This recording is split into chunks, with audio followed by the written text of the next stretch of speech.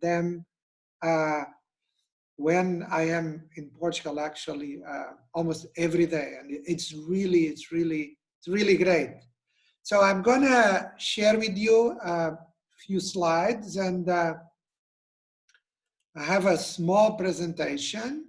I hope you can see it on the screen. Yes. So as my colleague said, we work in Moscow, but we work for the 53 countries of the European region. So we have 53 countries. We cover really a geographically very extensive region, and with more than 400 million people. And we work mainly on risk factors for non-communicable diseases. We still have really issues with undernutrition, and all forms of malnutrition are actually in our region still present, although less prevalent than in other parts. But today is really to share a bit with you our experience. During my short presentation, I will touch upon the elements of nutrition and COVID-19. I will also reflect a bit on its impact and the pandemic impact somehow on food systems, which are already going through very deep transformations, but these have been accelerated recently. Also in terms of some elements in terms of healthy diets, and a bit of information also on nutrition and immunity, some of the things that we have done in Europe around nutrition and COVID-19, and also some elements in terms of patient management and some conclusions. So really, basically, we're all well aware that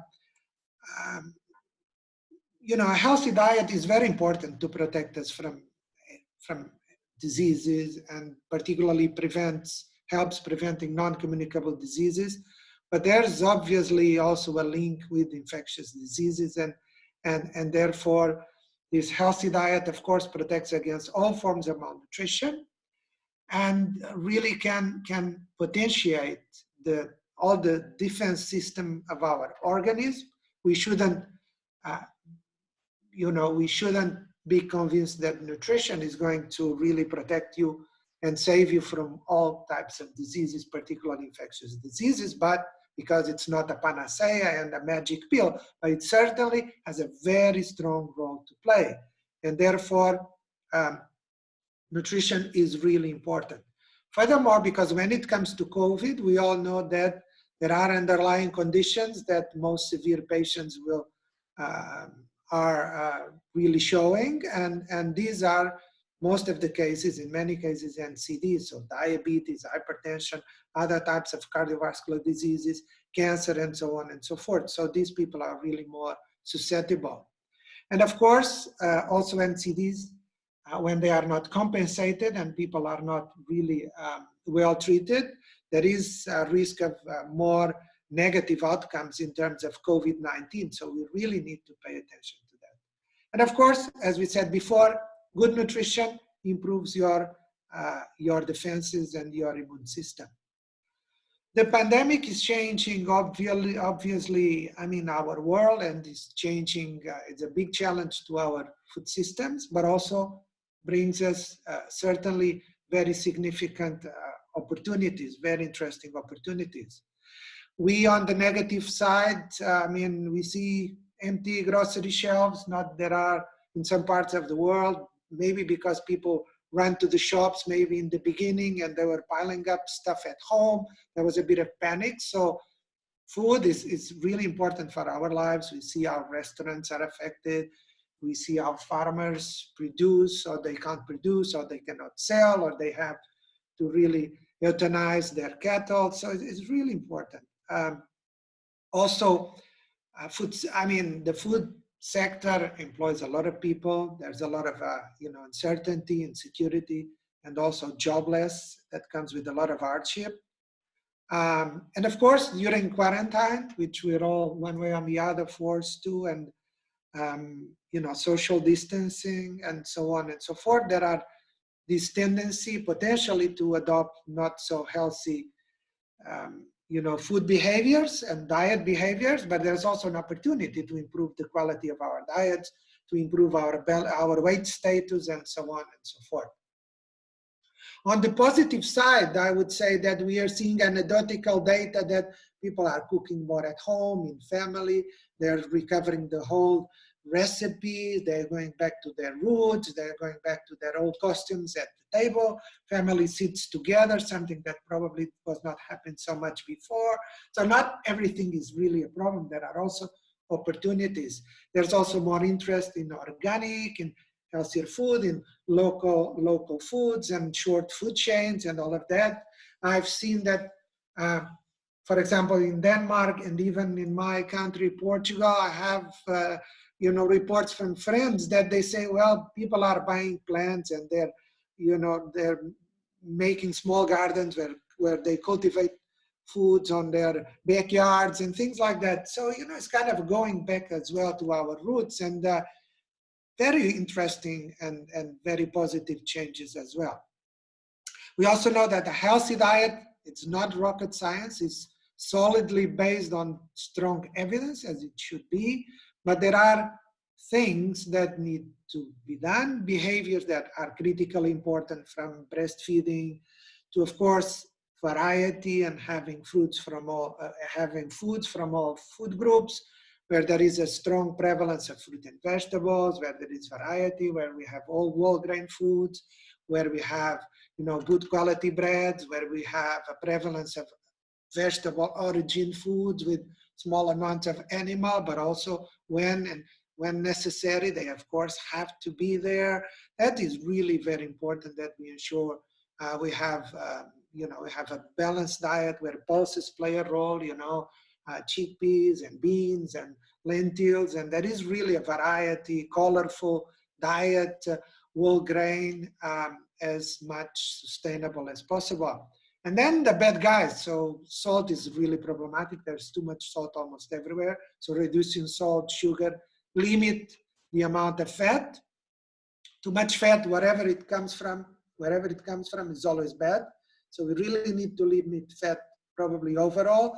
And of course, we need to prefer unsaturated fats, and normally vegetable origin fats, they would be in a better position, but really we also need to take into account what is the purpose, if we are using them for cooking or not, and basically it's moderation and prefer fats that have a predominance of unsaturated fatty acids. That's really also very important. So a combination of all of these with variety, and it's really, really important. There are obviously nutrients. There is no silver bullet, meaning there is not one nutrient that saves us from all diseases, particularly infectious diseases. There is no such thing. There is no miracle foods. But there are foods and nutrients that, by their composition and their interest, these nutrients can really have an impact on immunity. This has been described elsewhere.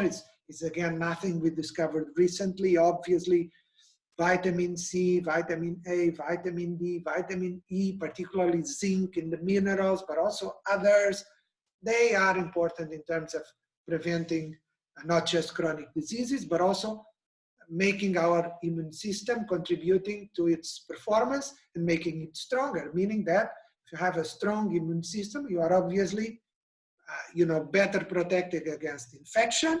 And if you are infected, you're also better equipped to deal with the challenge of having to overcome that virus or that other, infectious pathogen or agent. So that's really important. We kind of know the sources. This has been listed in the literature, not just WHO, but also FAO and other sources. I mean, there are credible, and it's very important, I underline credible sources of information around nutrition. You can find a lot of information where you can get these nutrients, which are obviously essential. They are not the only ones. To get all of these in a good, balanced way, the best is really to ensure that we have a varied diet that follows the steps that I underlined before. In the European region, just to share with you, that could be more or less an inspiration. I mean, we did a few, we produced a few sets of tips and I wouldn't say recommendations, maybe too strong, but indications and suggestions for member states and for individuals and families at home during the period that we all had to stay at home, and when we have to really keep the social distance and comply with the public health authorities in a very simple way. They were really, very effective, and they had a good impact. They're very simple, using social media, and you see on the slide, from prioritizing, of course, fresh foods. Doesn't mean that canned foods cannot be good, particularly vegetables and pulses and so on, but fresh foods are extremely important. And of course, based on local and smaller food chains, if locally sourced, even better. We also talk about fat, sugar, and salt, as we said before, the importance of hydration, reducing sugary drinks, particularly in children. We also did a lot around alcoholic beverages, and we even had to do, some communication that alcohol does not cure from COVID. There was a lot of fake news and misunderstanding around that. So within the nutrition messages, we also did included messages around alcohol as well. And of course, we tried to motivate people to use the opportunity of being at home, to be more creative, go back, learn how to cook, go back to the family traditions, our traditional diets, and so on and so forth. We did the same for physical activity, so you can also have a look. It's available on our website. So we combine both diet and physical activity advice. We also work particularly with our partners in areas like specific care to those who are already infected with COVID-19, both in terms of mild infection, but also in terms of moderate, and particularly then those severely and critically sick. I'm not going to go into detail of the critically sick because I think one of our colleagues will do that.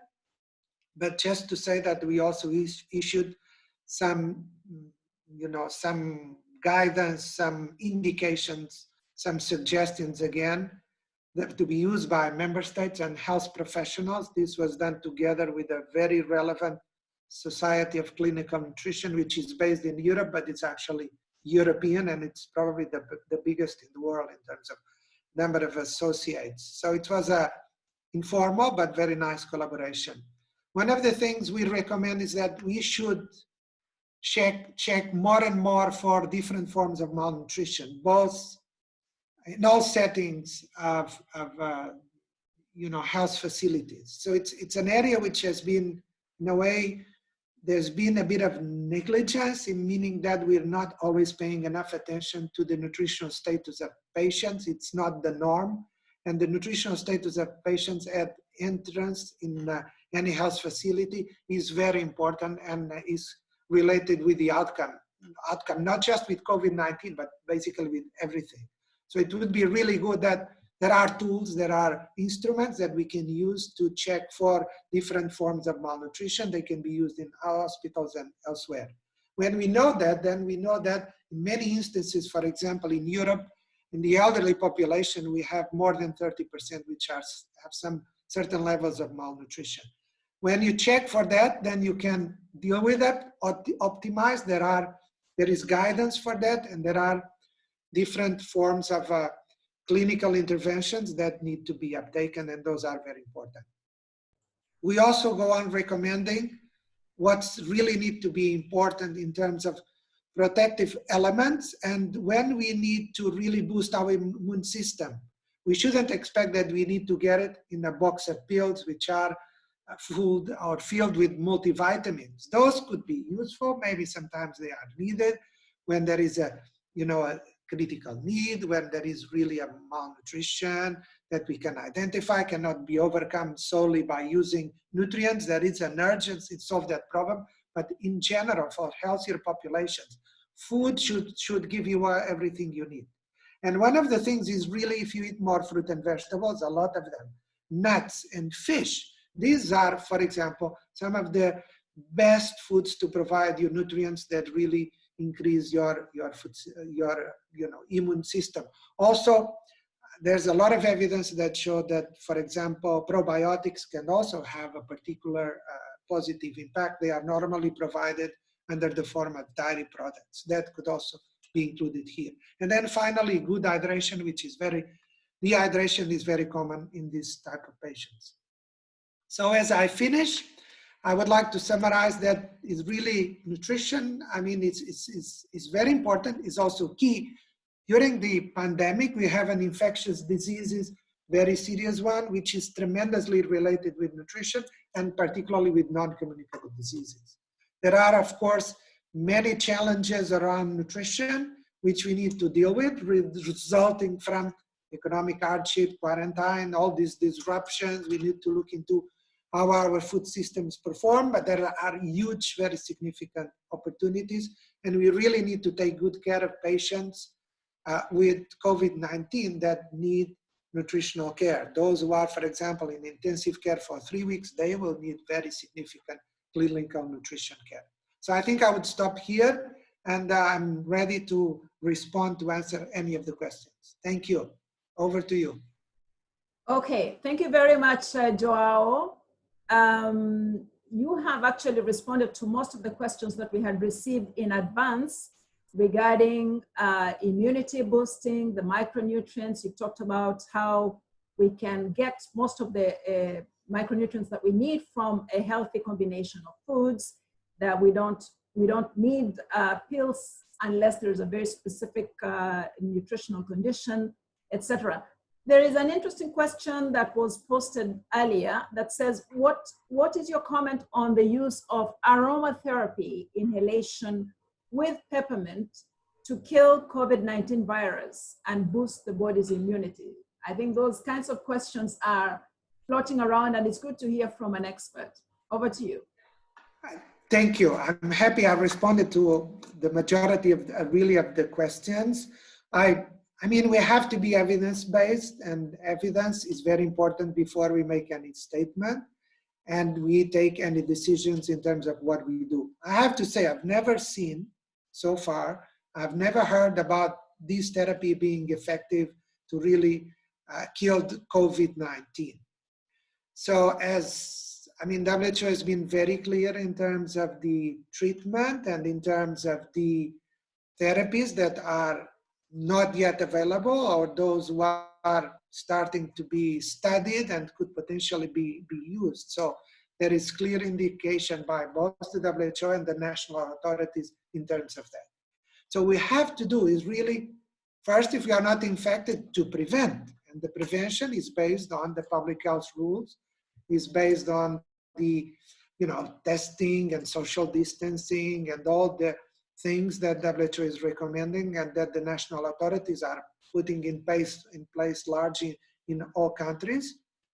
And then really to prevent. If you have the prevention is also doing all of this, but also ensuring that you have a good system that also protects you and avoids or helps you from going to a situation which is completely mild to something which is serious, right?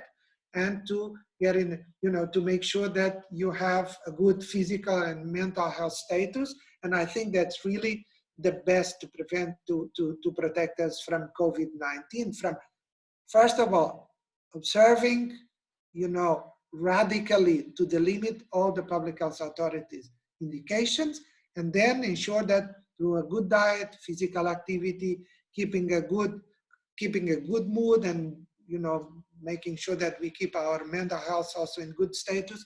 And I'm sure that will give us really excellent results in face of the challenges that we are confronted with. Over. Thank you, Joe.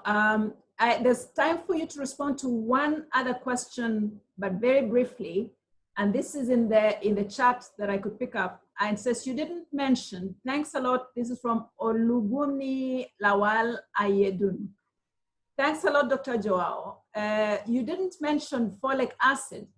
Does it mean it doesn't have a role in building immunity? You could respond to that in 1 minute. Will be good. Yeah, I mean, folic acid is extremely important. Is of course one of the most important micronutrients, and not achieving the necessary levels can have really serious implications in health, particularly of children.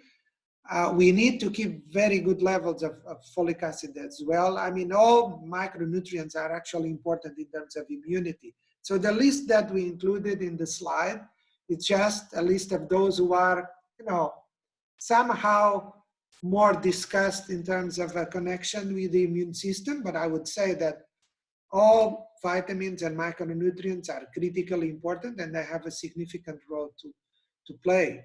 So absolutely, folic acid is critically important and we need, and it's one of the, you know, nutrients, the minerals actually where we most commonly find deficiencies. Therefore, the best way to combat folic acid deficiency is actually with a diet which is varied and rich in animal and vegetable source, and, you know, foods from different sources, but really includes significant amounts of fruit and vegetables and all of that. So it's really extremely important that the balance.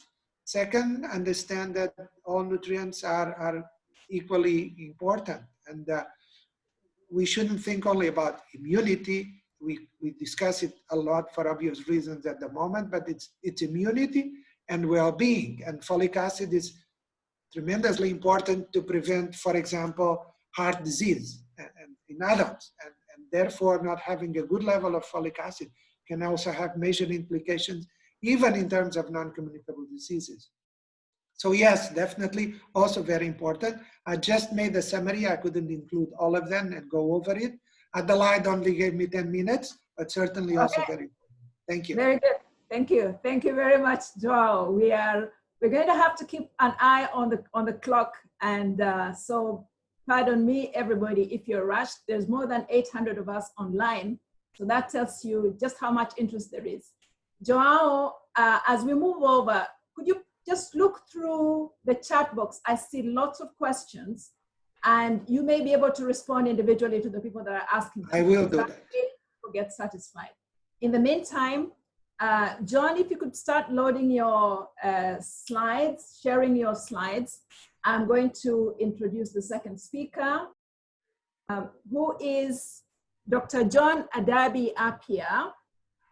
He is a senior specialist in critical care and the head of pediatric intensive care unit at the Komfo Anokie Teaching Hospital, that is in Accra. He's also part-time lecturer at the Department of Child Health of the Kwame Nkrumah University of Science and Technology.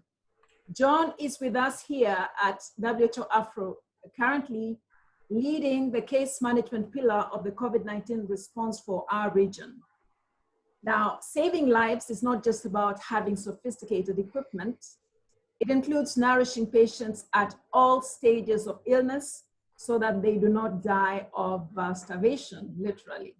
So I'm very glad to invite Dr. John Adabi Appiah to speak to us about the care of nutritional management of severe and critical cases of COVID-19.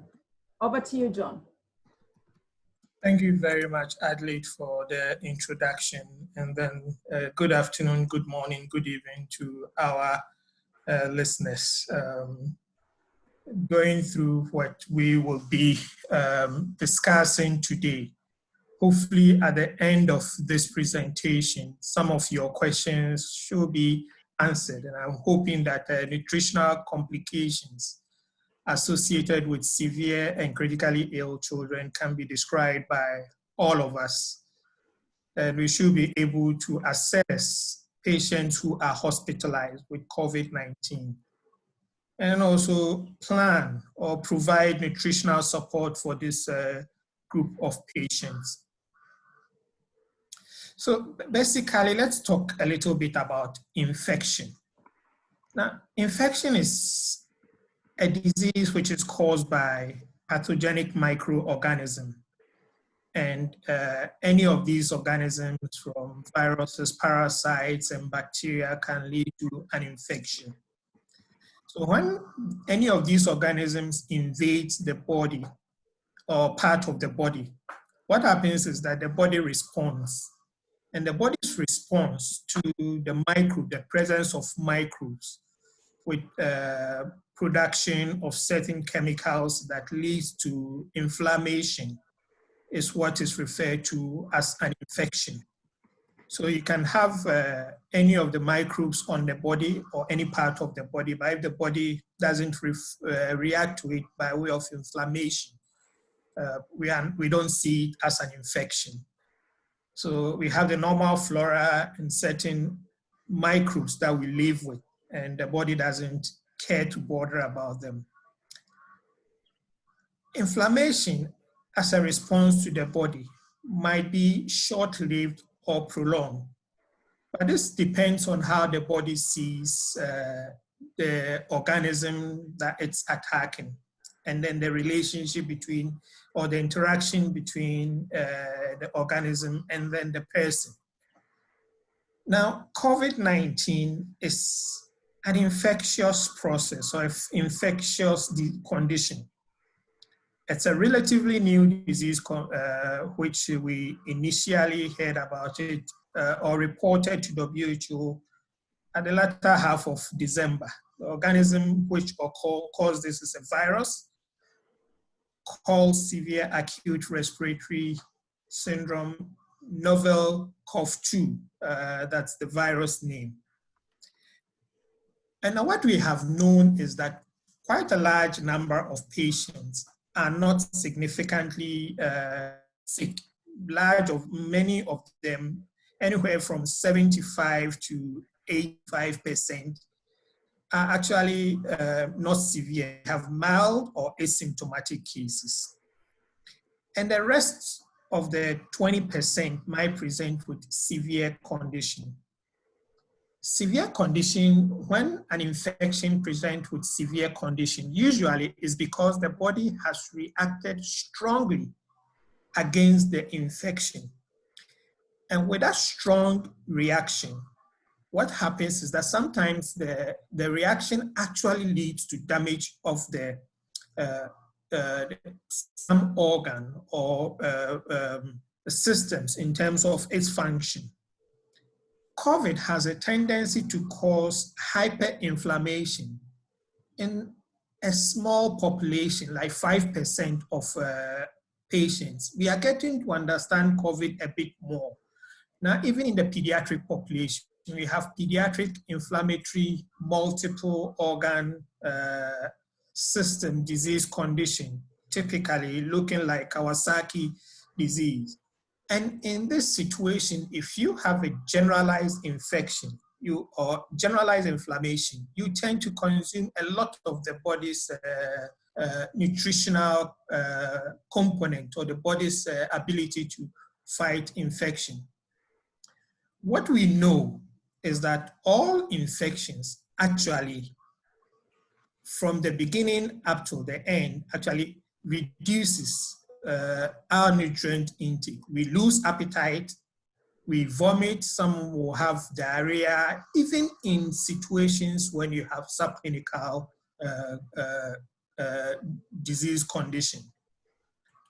Again, not only that we lose appetite and we don't want to eat, additionally, the gut functions poorly. And with poor function, absorption, digestion, and in some situations, as I mentioned earlier, with diarrhea, you have loss of nutrients from the gut. Not only does it end there, but internally within the system, what happens is that, as I described in terms of inflammation, inflammation leads to fluid leak, heat production, all these things as a result of hypermetabolic or increased metabolic activity in an attempt to eliminate the virus. So what happens is that the basal metabolic rate actually goes up. And in this situation, we have symptoms or signs like fever being present. Other infection influences of infection include protein and energy metabolism. Not only that, but vitamins and micronutrients are also affected. micronutrients and vitamins are needed to form enzymes, are needed to form proteins that help the body fight the infection. And what we know is that if someone gets sick, if even well-nourished patients, they tend to lose these important nutrients that forms part of the body's system. Now, what are the clinical importance of infection? And I'll say that this depends on the patient's nutritional status prior to falling sick. So if the patient is well-nourished, you're either well-nourished or malnourished. If you are malnourished, if a patient is malnourished, it could be as a result of overnutrition, or it could be as a result of undernutrition, where you have protein energy malnutrition, kwashiorkor, and then marasmus, and all these categories. So, and then the overnutrition cases, you tend to have obesity. Obesity is associated with several metabolic consequences. What we know is that COVID actually affects patients or individuals who have comorbidities. Comorbidity like diabetes mellitus in the adult population, and in the which is typically what has been described. And we know that diabetes type 2 is what is most common in the adult population, and it's all because of nutritional abnormalities leading to that. So there's a typical, if we want to extrapolate the effect of nutrition on the COVID, the patient's ability to respond, probably this would be an indicator of nutritional, the effect of nutrition on outcomes of patients. We don't have enough studies published to guide us in terms of malnourished patients. But what we know is that definitely in categories like patients with malignancies, cancers, which we know that it's also comorbidity that affects outcomes. We know patients who have metastatic diseases, patients with hematological conditions. These patients also have already existing systemic stress on the nutritional status. So it's an indication probably of what actually the role of nutrition is in COVID. It also depends on the diet, the diet of the individual during infection. So when the patient gets sick, is the patient eating appropriately? Those who are very sick actually suffer from, the duration of illness begins from the point of the time of infection. The body begins to react to it the first, second day, third day. It peaks around the 7th day, and then it goes on and on and on. Those who are able to fight the infection, actually the infection resolves from the 7th to 14th day. But those who are not able to do it, the infection progresses. And all this period, there's inflammation ongoing, consumption of nutrients, breakdown of protein, breakdown of other important nutritional components, which actually the body needs to fight the infection. So basically, you realize that the process or underlying COVID infection in terms of nutrition moves towards a negative balance, leading to the patient losing nutrients. What about role of nutrition in metabolism? This is general, but I guess it also applies to COVID. John, if you could just go a little faster, please. Okay, thank you. So nutrition is required to maintain basal metabolic rate. Nutrition is required to repair, and then also to help with growth, and then also activity, exercise, and so on. And in disease states, that's also affected, which I've described earlier on. The clinical importance of infection actually has been discussed early, and then nutritional requirement. Let's look at the nutritional requirement for patients who are sick. Ideally, in severely and critically ill patients, the minimum requirement is between 25 to 30 kilocalories per kg per day. Carbohydrates should constitute about 60 to 75% of this. Carbohydrate in our continent, we have cassava, we have plantain, we have yams, we have potatoes, and all those are available for our patients. Fats and oil, shea butter, palm nut oil, sesame seed oil, all these are very good nutritionally to help with our patients. Adequate protein intake recommendation is a minimum of 1.5 grams per kg per day. This is for patients who are severely ill and critically ill. Additionally, patients potentially can benefit from multivitamins and multiminerals, as we give to our protein energy malnutrition patients with the WHO guidelines. Trace elements are quite important in fighting COVID disease. A few publications have, actually 1 or 2 publications have mentioned that. And then potential benefit of vitamin D. We need to consider vitamin D. Again, this is extrapolated by a study in patients with HIV recovering from recovery during ART therapy, which helps the immune system to recover.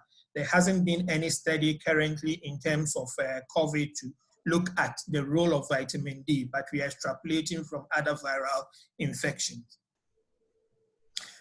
How do you assess the nutritional status of a patient? Basically, when a COVID patient comes, we need to measure the patient's weight, we need to have the patient's height, and calculate the patient's BMI in the adult population. In the pediatric population, we can look at the Z-score of the patient, so weight to height for age, and then to look at the Z-score. Any value below -1 is quite concerning. And then the adult population, something also similar. Now let's look at when, what, and how to initiate treatment of COVID patients. When is immediately the patient can tolerate feed, especially in the severe, especially both severe and then the critically ill. In the severe cases, immediately the patient is settled, we can offer them food, and the normal food that's available is something easy to digest, which we can get from some of our fermented, sprouted food, and so on. These are quite important in nutrient composition. They have been broken down a little bit. So in terms of the what, that's what you need to know. And then the how. The preferred route of administration should be oral, enteral feed. So allow the patient to eat by himself. But in situations where the patient is in the intensive care unit, enteral feed might not be, oral feed might not be adequate, and you have to put in a nasojejunal tube. Immediately you settle the patient after 4 to 5 to 6 hours, the patient can start feeding, even patients who are intubated. And what we know is that patients who are fed early, their outcomes are better. Parenteral parenteral nutrition is available in some situations which can be given, but let's know that it requires a lot of skilled persons, trained people to do this. The risk of infection is quite high. Let me say that feeding, especially enteral feeding, there are contraindications to that. And the contraindications include mechanical obstruction, ileus situation, you have to be careful. Quite a number of the severely ill patients are also on morphine, and morphine reduces the gut motility. So we have to be mindful and aware of that and then intervene. We have to supervise feeding patients who are sick. We have to ensure that they have taken in something and they are also drinking liberally.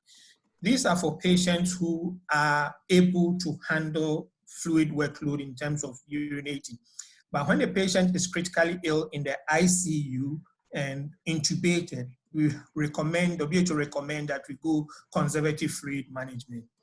In summary, nutrition is key in the management of COVID-19 patients. Early nutritional plan makes a difference in our patient, and then choice of route of administration, we prefer the enteral route of feeding. If that's not available, we can go for the parenteral nutrition. Thank you very much.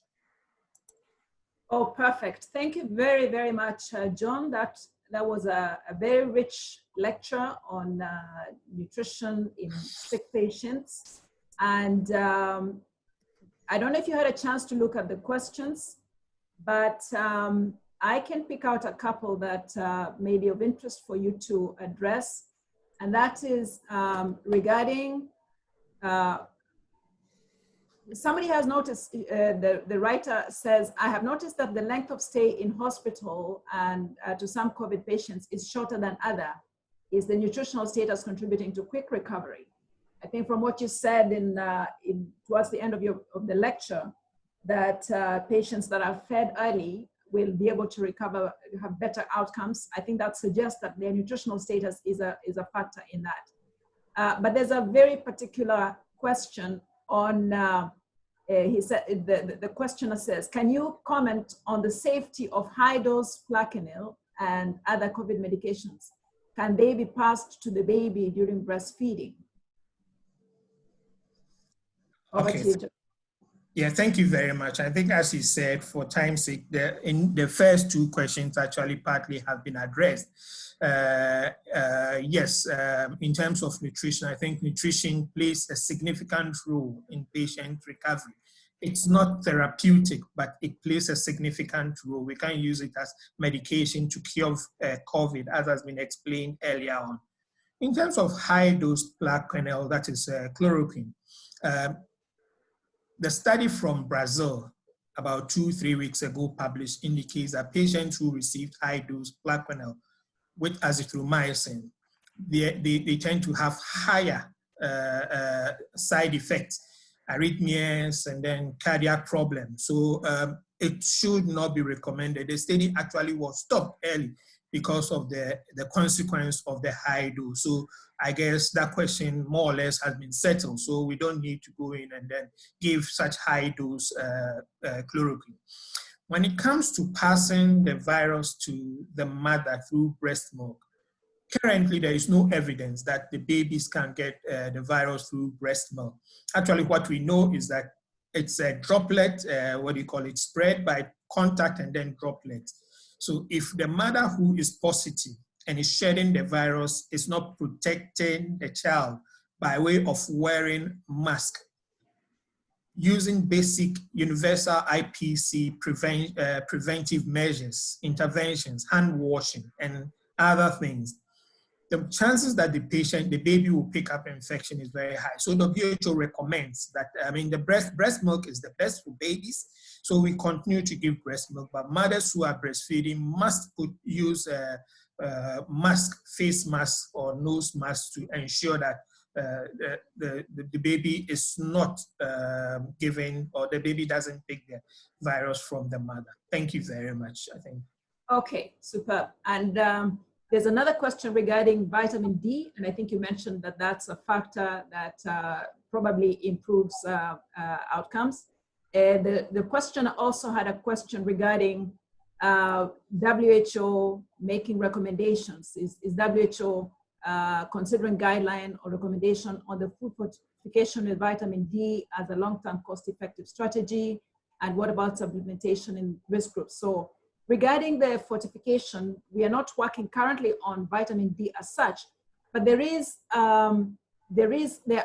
guidance on the fortification of foods that exist in WHO documents. So the questioner could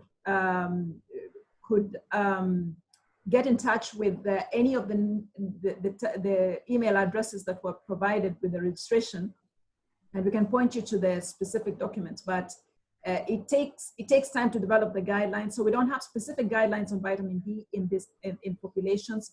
But it's clearly a question that is of interest, and we will need to come up with at least an update on the evidence regarding that. There is a question on the specific products that are they recommended, etc.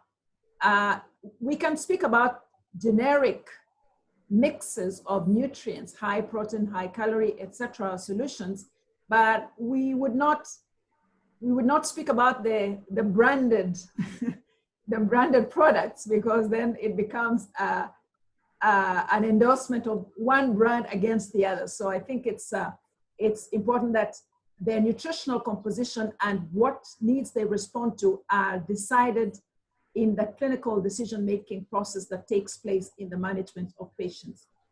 I don't see, let's see if there's any other question already received that was, that has not been responded to. I don't see any. I don't know if you picked up any other, but again, as I said to Joao, you could kindly look in the chat. There are many questions coming through, and please respond as we go along with the seminar. There is more than 900 people online, so clearly we need to, we have an interest and we have many questions that we will not be able to address. I cannot cope with so many questions. Okay. So then let me, because we have a couple of questions, there's a question that is in front of my eyes. It would be good to provide the narrative and guidance for mothers who are COVID-19 positive and who are not accessing ARVs and choose to breastfeed in the absence of other feeding options. It's, I think it's a question that could be addressed by the colleagues that are going to be responding to the IYCF Q&A. So let's park this question. I hope, Larry, you have, you've seen that and we can respond to it. Okay, very good. So now I'm going to request my colleague from FAO, Muzi Tukati, to please load your presentation. Meanwhile, I will find the notes I have on my speakers so that I tell our audience who you are. Muzi Tukati, who is, he is the Senior Nutrition and Food Systems Officer at the Regional Office, African Regional Office for the Food and Agriculture Organization. And he's also acting right now as the FAO representative in Benin and Togo. Muzi has agreed to speak to us on COVID-19, the impact of COVID-19 on food security and food systems, and the lessons for the future that we can draw from this. Joao has already spoken about how COVID is changing our food systems. And I don't see Muzi's screen being shared. Please do that. John, if you could put down your presentation so that Muzi can share his, that would be fantastic. So Joao spoke to us about how COVID-19 is changing our food systems, and Africa is by and large a farming region, but a lot of what the average household consumes comes from somewhere else, within or without their country of residence. So when transportation and the movement of persons, as is happening right now, is restricted, food security is threatened, and it becomes an immediate concern. So let's hear what Muzi has to say for us with some examples of what FAO is doing to try and mitigate this.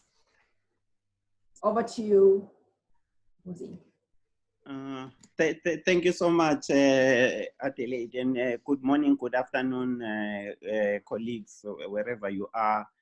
And first of all, as FAO, we would like to thank WHO for organizing this very important webinar at this difficult time that the world is facing. So as I've been introduced, my name is Muzi Tukati. I'm Senior Nutrition and Food Systems Officer. I'm based in Accra, Ghana, where I'm making this call. So I'm going to, we've already had some very interesting presentation, 2 of them. It's always good to be the third because you learn. I think I will attack the situation from the food perspectives point of view, because every impact global shock eventually it goes back to the food systems. It eventually go to that, especially the emergency measures that countries are taking. So as we know that the COVID situation, it the emergency measures that countries are taking is they are restricting movements. They're taking emergency measures to restrict movement. So the restriction of movement and these emergency measures are having a spillovers into the global economy. So one of the biggest things that we are seeing is that there is global economic slowdown everywhere. Countries are reporting negative growth rates already. So as we know that this pandemic is not only therefore a health problem, it will also spill over to a lot of other sectors. Employment, prices of oil have dived, countries are not exporting, countries are having difficulties in importing material. So it's disrupting a lot of economic activity, including therefore disrupting the food systems and the food markets. So because of all these emergency measures, it is also disrupting production activities because of imports, difficulties getting imports, difficulties in clogged markets in consumption. Also, it has a big impact on informal trade. We know that a lot of livelihoods are sustained through informal trade, both within the countries and between countries. And definitely, if the system is shocked, it will clog the food markets and it will result in increase in food prices. We all know that if food prices increase, it has a big impact on the poor, especially if you look at a poor household, you find that they spend a lot of their income buying food. So if the food prices increase, it will affect their household diversity, dietary diversity. And probably they will have to skip meal and all this. So I think the spillovers are many into the food systems. You might find that an employer has been working somewhere, he gets laid off, the household income goes down, it hits on the food markets or on the household food security, food and nutrition security. So as we well known, as we know, the impact of this will be to increase the levels of malnutrition, which the African continent is already struggling with high levels. I'm trying to go to the next slide. Okay. Okay, so these are some of the statistics that we see. They are in our state of food and nutrition security that we publish every year. We have a global one, now we have a regional one.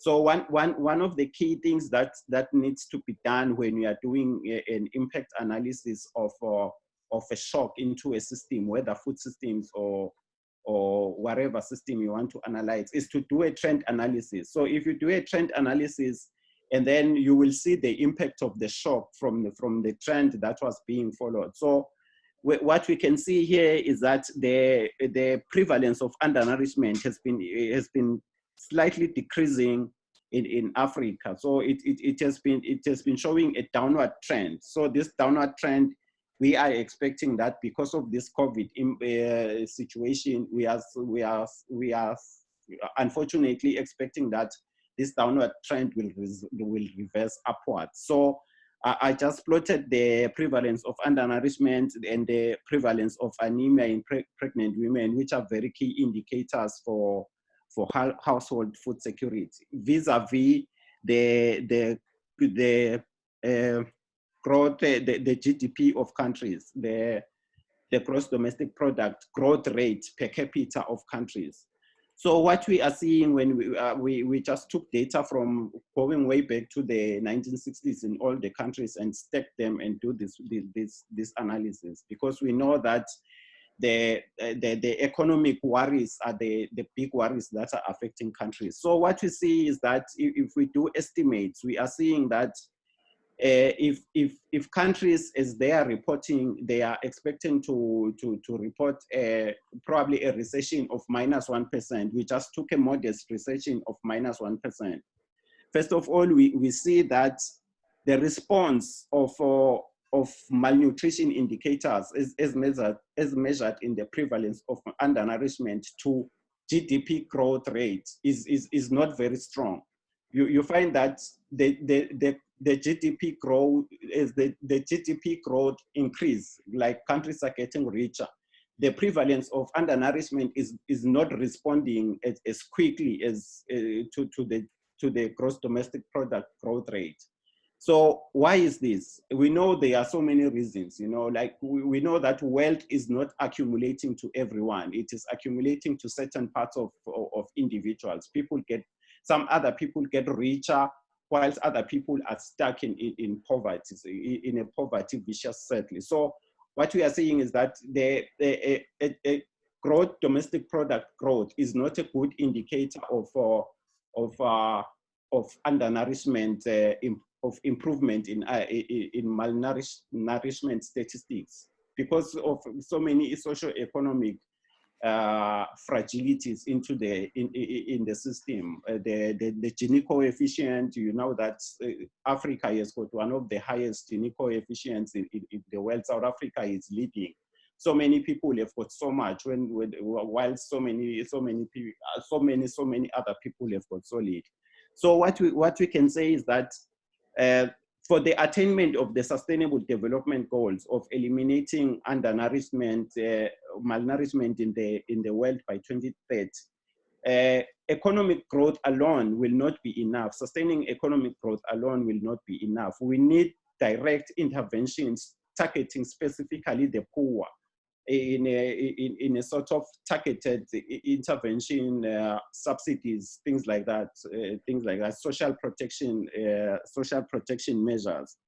So when we're doing this analysis, we are saying generally in the sub-Saharan countries, if the sub-Saharan countries record a negative growth rate of -1%, which is modest, I think countries will just record even -5% up to -10%.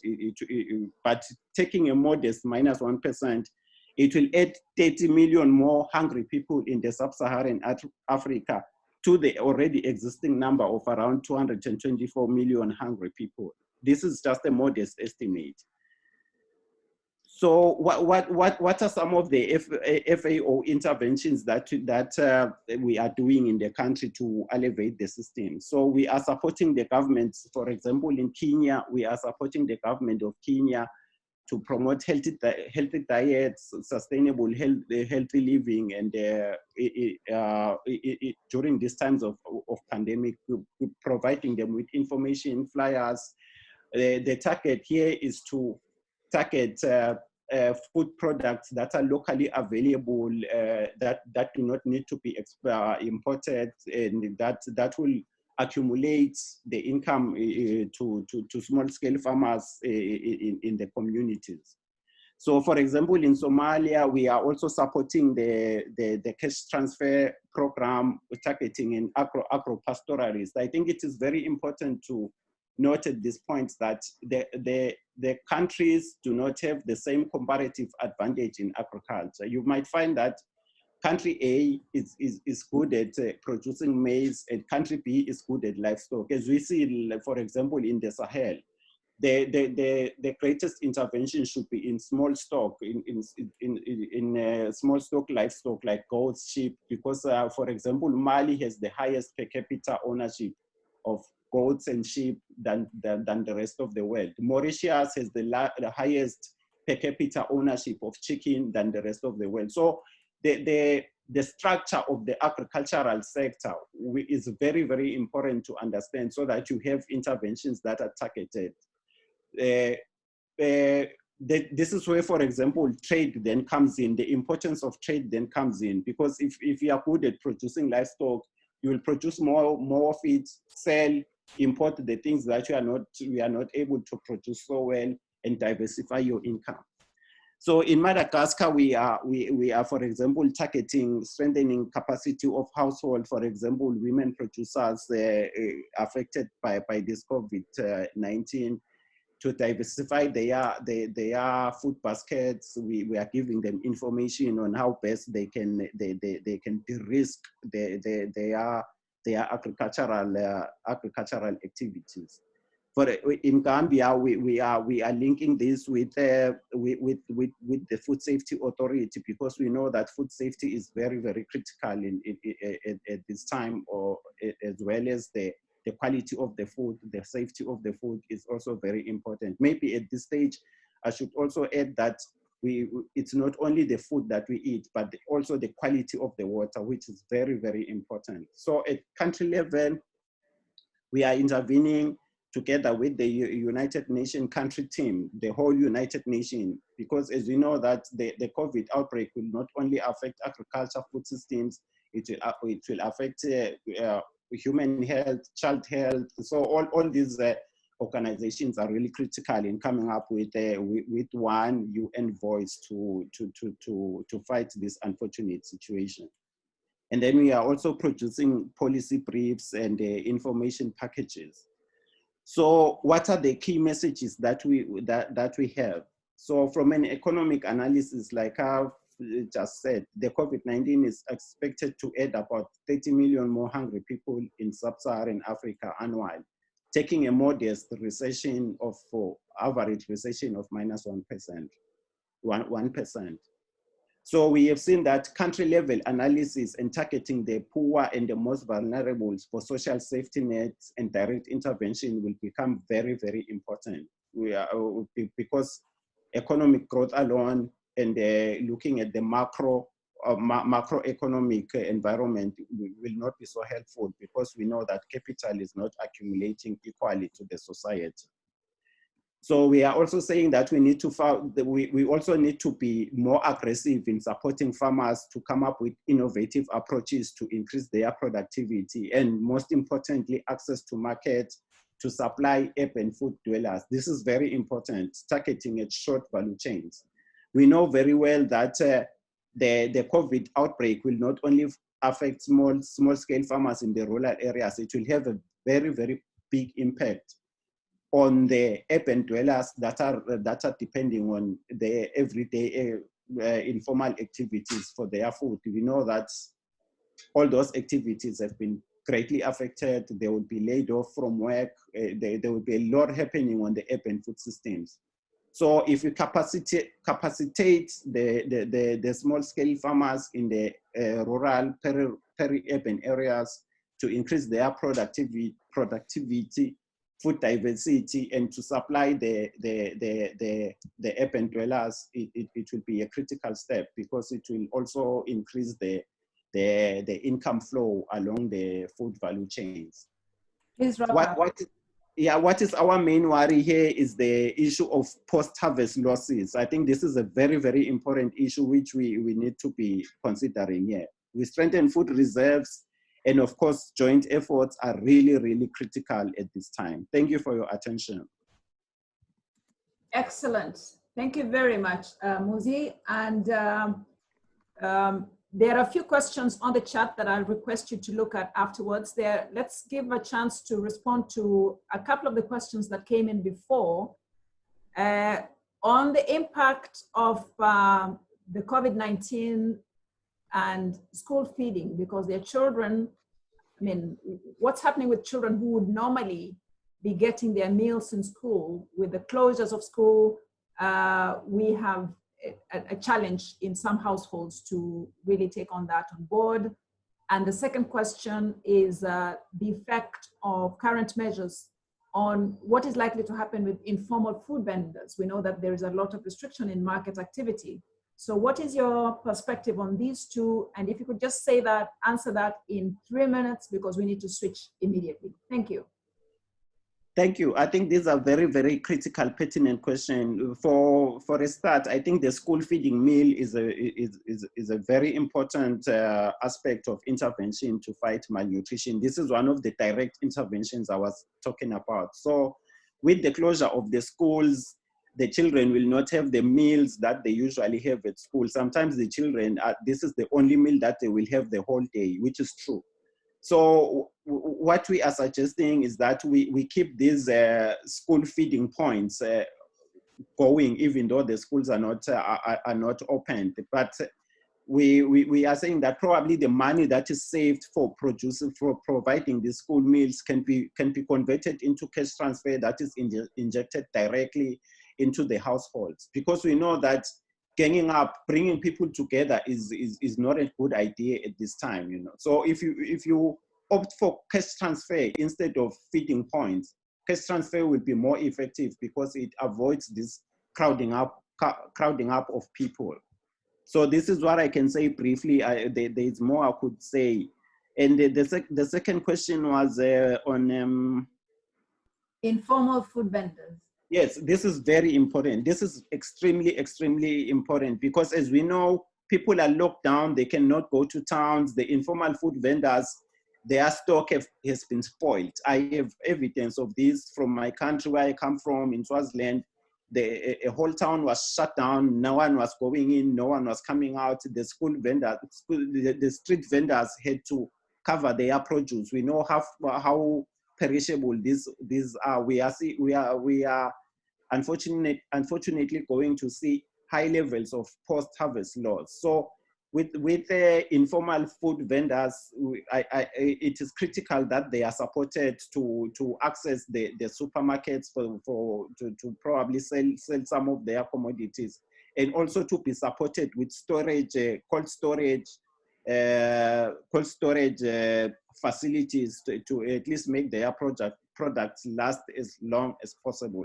This is very important also, why we have to prioritize short value chains that go from the farm straight to the household, to avoid these middlemen, which also result in a lot of food spoilages along the value chain. Thank you. Thank you very much, Muzi. Thank you so much. And you touched on questions of equity, the fact that there are people who are going to be affected more than others. The food vendors are an example of that.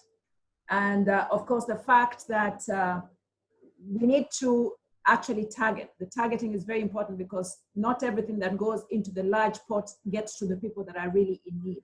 So thank you for all those insights, and do please look at the questions in the chat and continue to respond to them.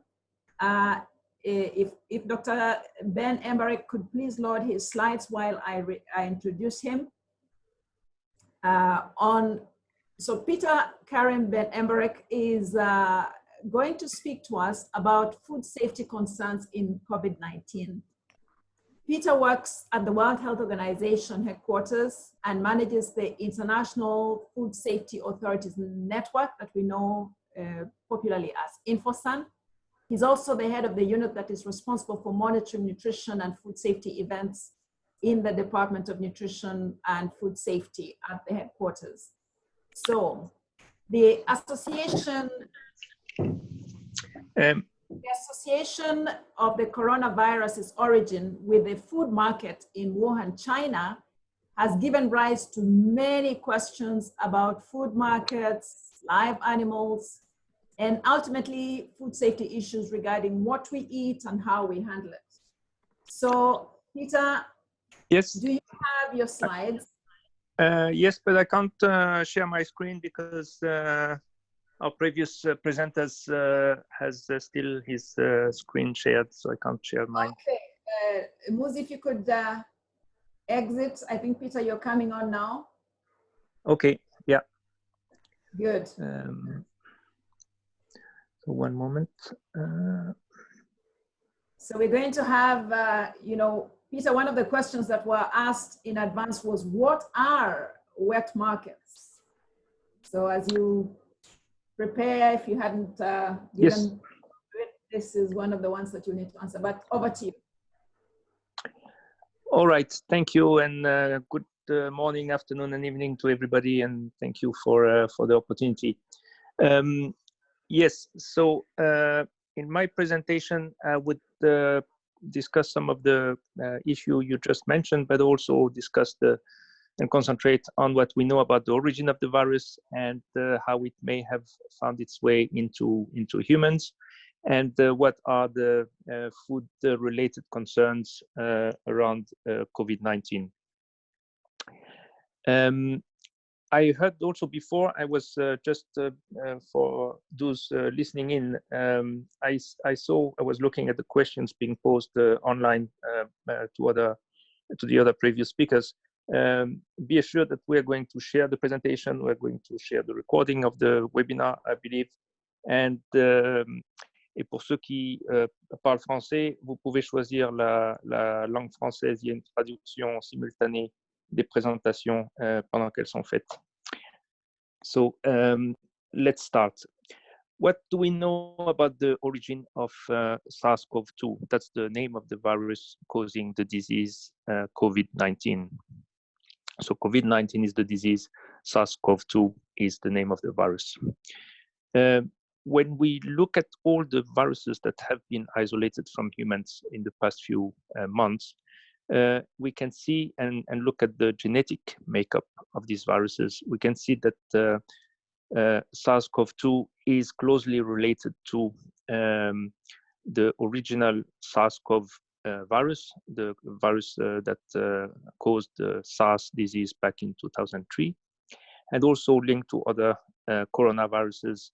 And all these group of linked coronaviruses, they are all originating from bat populations, meaning they have their ecological origin in bats. However, it doesn't mean that it jumped directly from bat to humans. Coronaviruses can be divided in 4 different groups: alpha, beta, gamma, and delta coronaviruses. And only 2 of these groups cause disease in humans, and that include the common cold we have. It includes the original SARS disease, our COVID-19 disease, and also the MERS virus that appeared in the Middle East in 2012 and still affect humans in that region in particular. Many of these viruses can also infect other animal species. And for example, back in 2003, during the outbreak of SARS, civet cats were infected, and we believe that that's how they started, that's how the virus jumped to humans. In the case of the Middle East respiratory syndrome disease, the MERS virus, this one is found in camels, in dromedary camels. And that's how it infects humans. It's through contact between infected camels and humans. And that's still continue to happen on a regular basis in many countries in the Middle East. And when we look again at the sequence, the genetic makeup of this virus, everything points to a natural origin of this virus. It's not a man-made virus, as you may have heard. And here are the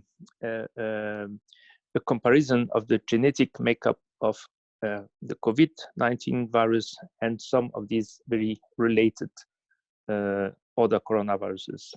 And when we look at that genetics makeup, in particular, 2 specific parts of the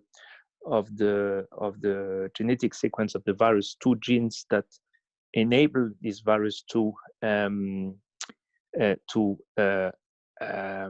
attach to human cells and to invade human cells. These 2 functions of the virus are rather unique, and that point to again to a natural evolution of the virus and not a constructed virus. So all good reasons to believe that this is a purely natural virus that has evolved and adapted to human after originating from bats. Many of these viruses tend to, that are coming from bats, tend to then first infect another animal species with whom humans have more contact with, and then there they adapt to that animal, and then from there jump to humans. That's the most common scenario, and we believe that that's probably also the case here. So far, the first known cases, human cases, had onset of disease around the start of December 2019. And if we look at the first group of cases detected in December 2019, many of them had a link to a wholesale food market in Wuhan in China. So we believe that that market must have had a role to play in the start of the outbreak. Maybe it was the origin of the outbreak, or maybe it was just a place where the virus started to circulate among humans. So a kind of amplifying role, so to speak. So it could be that somebody brought the virus to the market and then it circulated among humans in that market. So it could be that the source is somewhere else outside Wuhan or even further away. So that part of the story we don't know it yet. But we know that the animals that could have been played an intermediary role in that story could have been animals that are, as I said before, more closely related and in contact with humans than bats. And that could be a farmed animal. It could be an animal that is traded in markets or for other purposes. An animal where the virus could have circulated before infecting humans. It could also be an animal that has a respiratory tract that is more similar to the human ones. So the adaptation would be easier once the virus jumped from that species to humans. So there are a lot of unknowns still in that story. And one way to help us better identify what animals could be susceptible to this disease as well. Researchers around the world are doing studies to look at different animal species, infecting them with the virus, see if they become sick, if they can infect each other in laboratory conditions, to find out which other species might be susceptible to the virus and could have functioned as an intermediary host. And so far, they have found that ferrets and cats can get infected easily, and also that cats can transmit the infection to other cats. On the other side, the virus doesn't seem to infect easily or replicate easily in pigs, in chickens, in dogs, or in ducks. And that's good news for us. Tigers and lions in the zoo in the US have also been found positive for the virus. They got infected through an infected animal handler who was working in the zoo. So they are also like cats, same family as cats, and therefore not surprising that they also are susceptible to the virus. And therefore it's important to protect these animals that are susceptible to the virus the same way we protect humans from getting infected. So in a household, when there is somebody sick, it's also important that when we try to protect the other family members from getting infected, that we also think about protecting cats and other animals that may be in that household. Mink that are farmed everywhere in many places around the world are also susceptible to the disease, and several mink farms in the Netherlands, for example, have had infections circulating among the minks, and in all cases, again, probably being the virus being introduced in those farms through infected workers. And it's also important that we understand which animal species can be infected and can transmit the disease among themselves to avoid creating new animal reservoirs for this disease. Because then we will just create more problem for us in the future, where we'll create more sources of the virus for humans, and that will make our management of the disease more and more difficult over time. We also, that's another way of presenting the genetic data around this virus, and we can see that our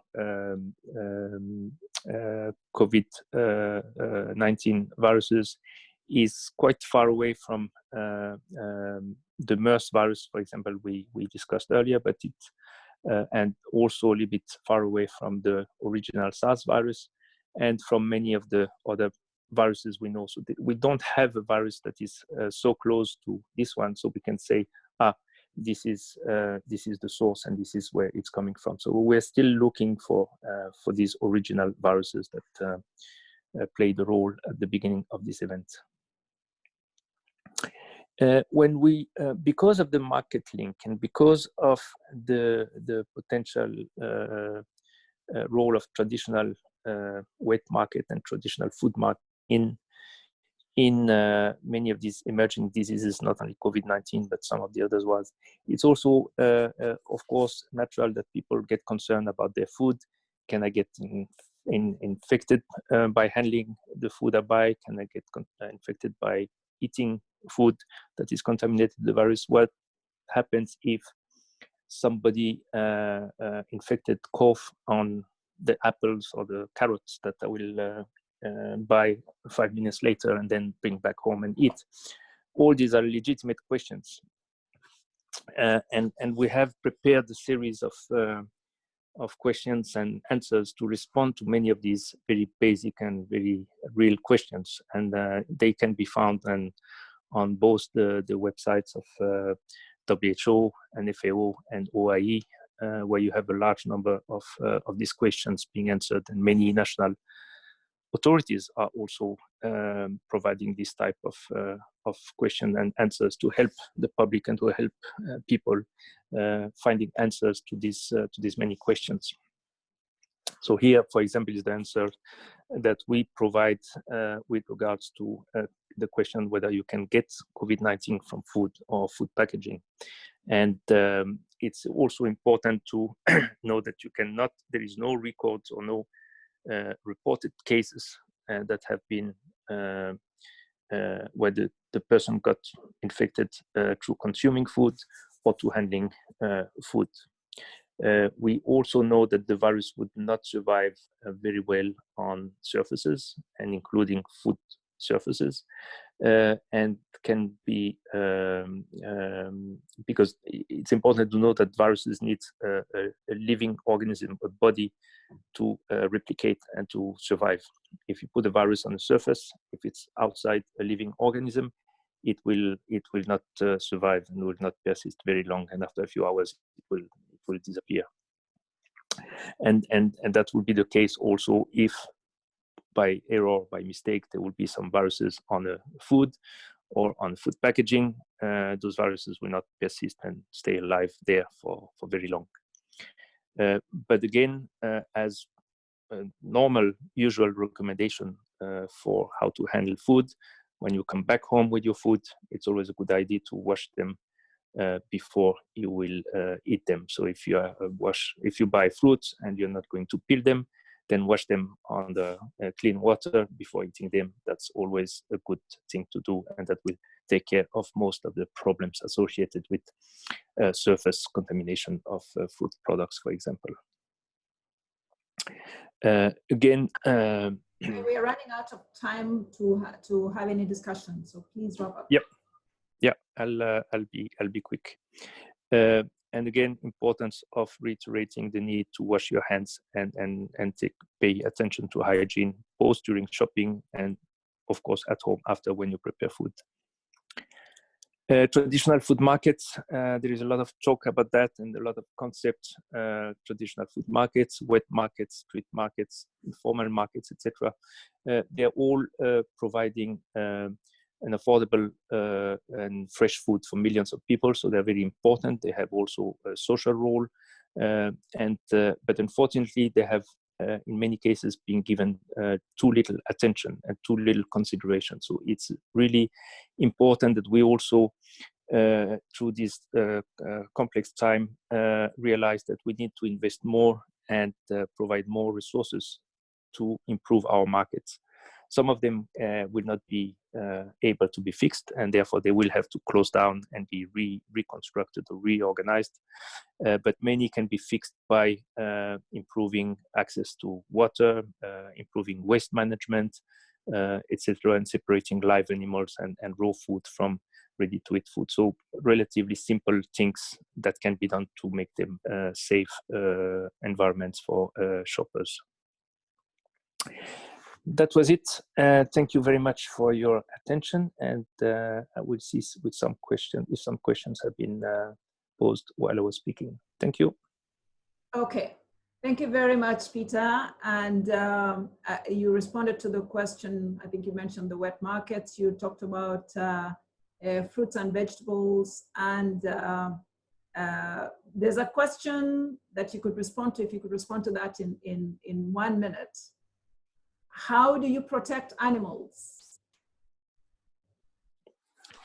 By ensuring biosecurity. If you are talking about animals in the farms, we know that the best way to protect animals for all kinds of other diseases is through biosecurity, meaning keeping the viruses, keeping the bacteria out of that farm, so the animals don't get into contact. So if the risk comes from infected humans, make sure that the humans wash their hands before entering the areas where the animals are, limit their contact with the animals, wear protection, of course, if where needed, and if they are showing any sign of symptom, they should not be allowed to handle live animals. So these are the basic way of protecting animals.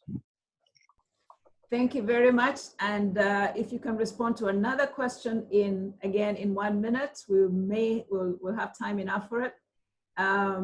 It's difficult to practice social distancing in traditional food markets in the event that vendors are infected in a food market. What advice would you give?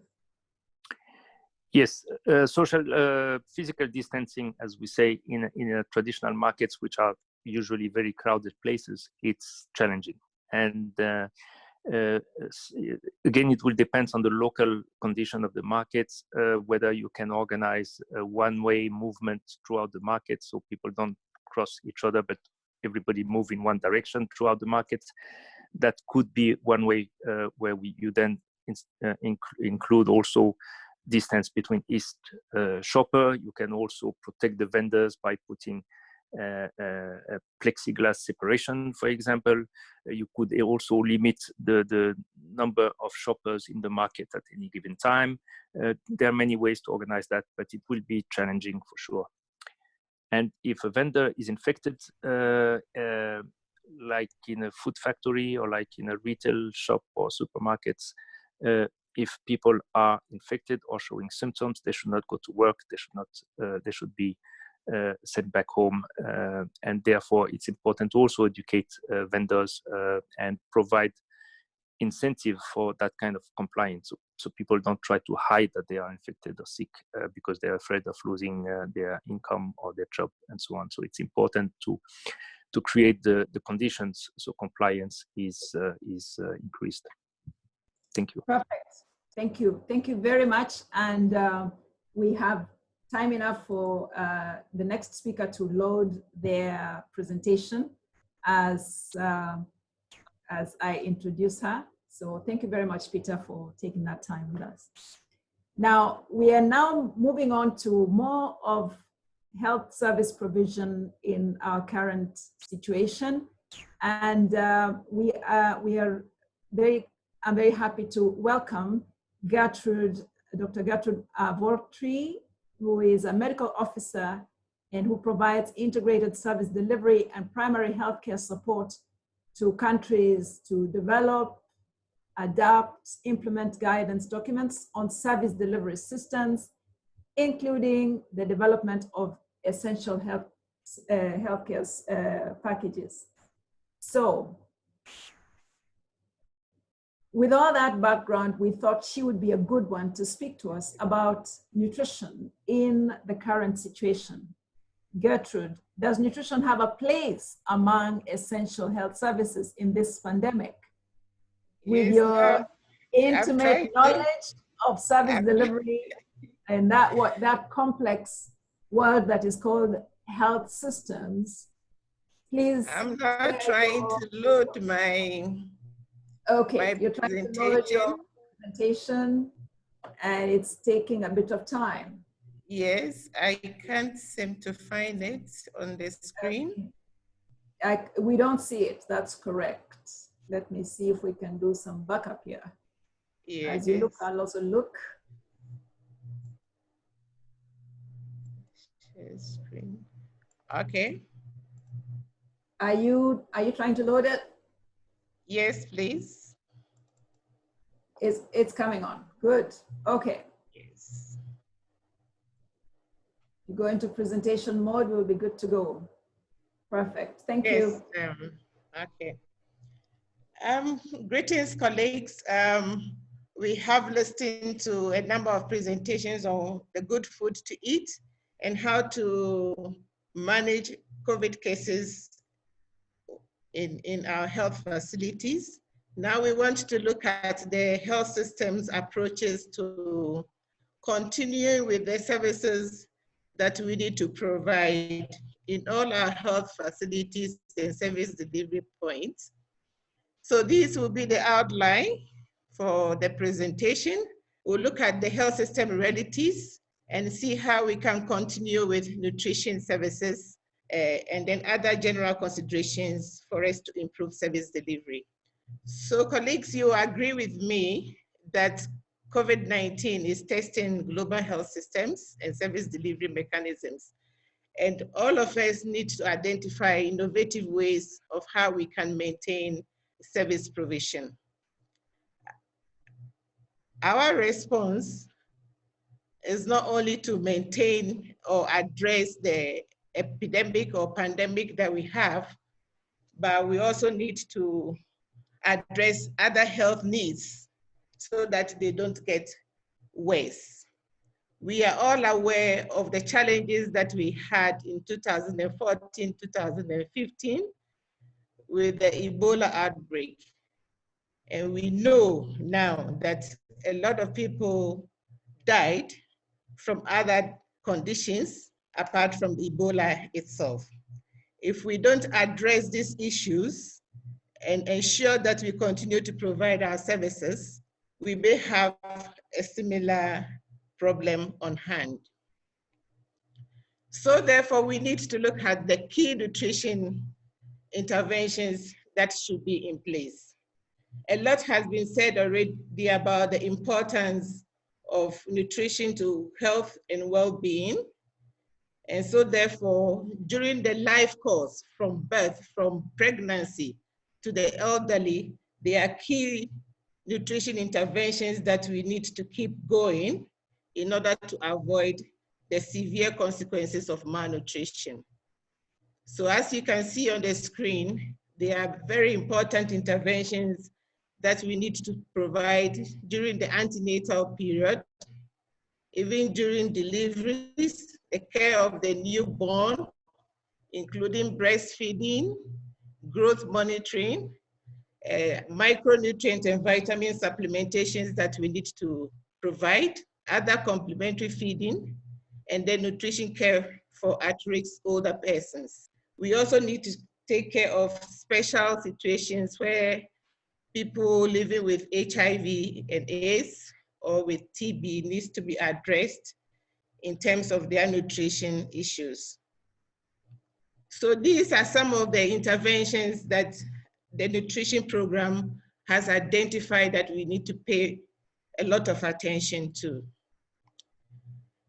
Regarding nutrition, some of the risks that we are likely to face in this context of pandemic is disruptions to access and availability of quality treatment for wasted children.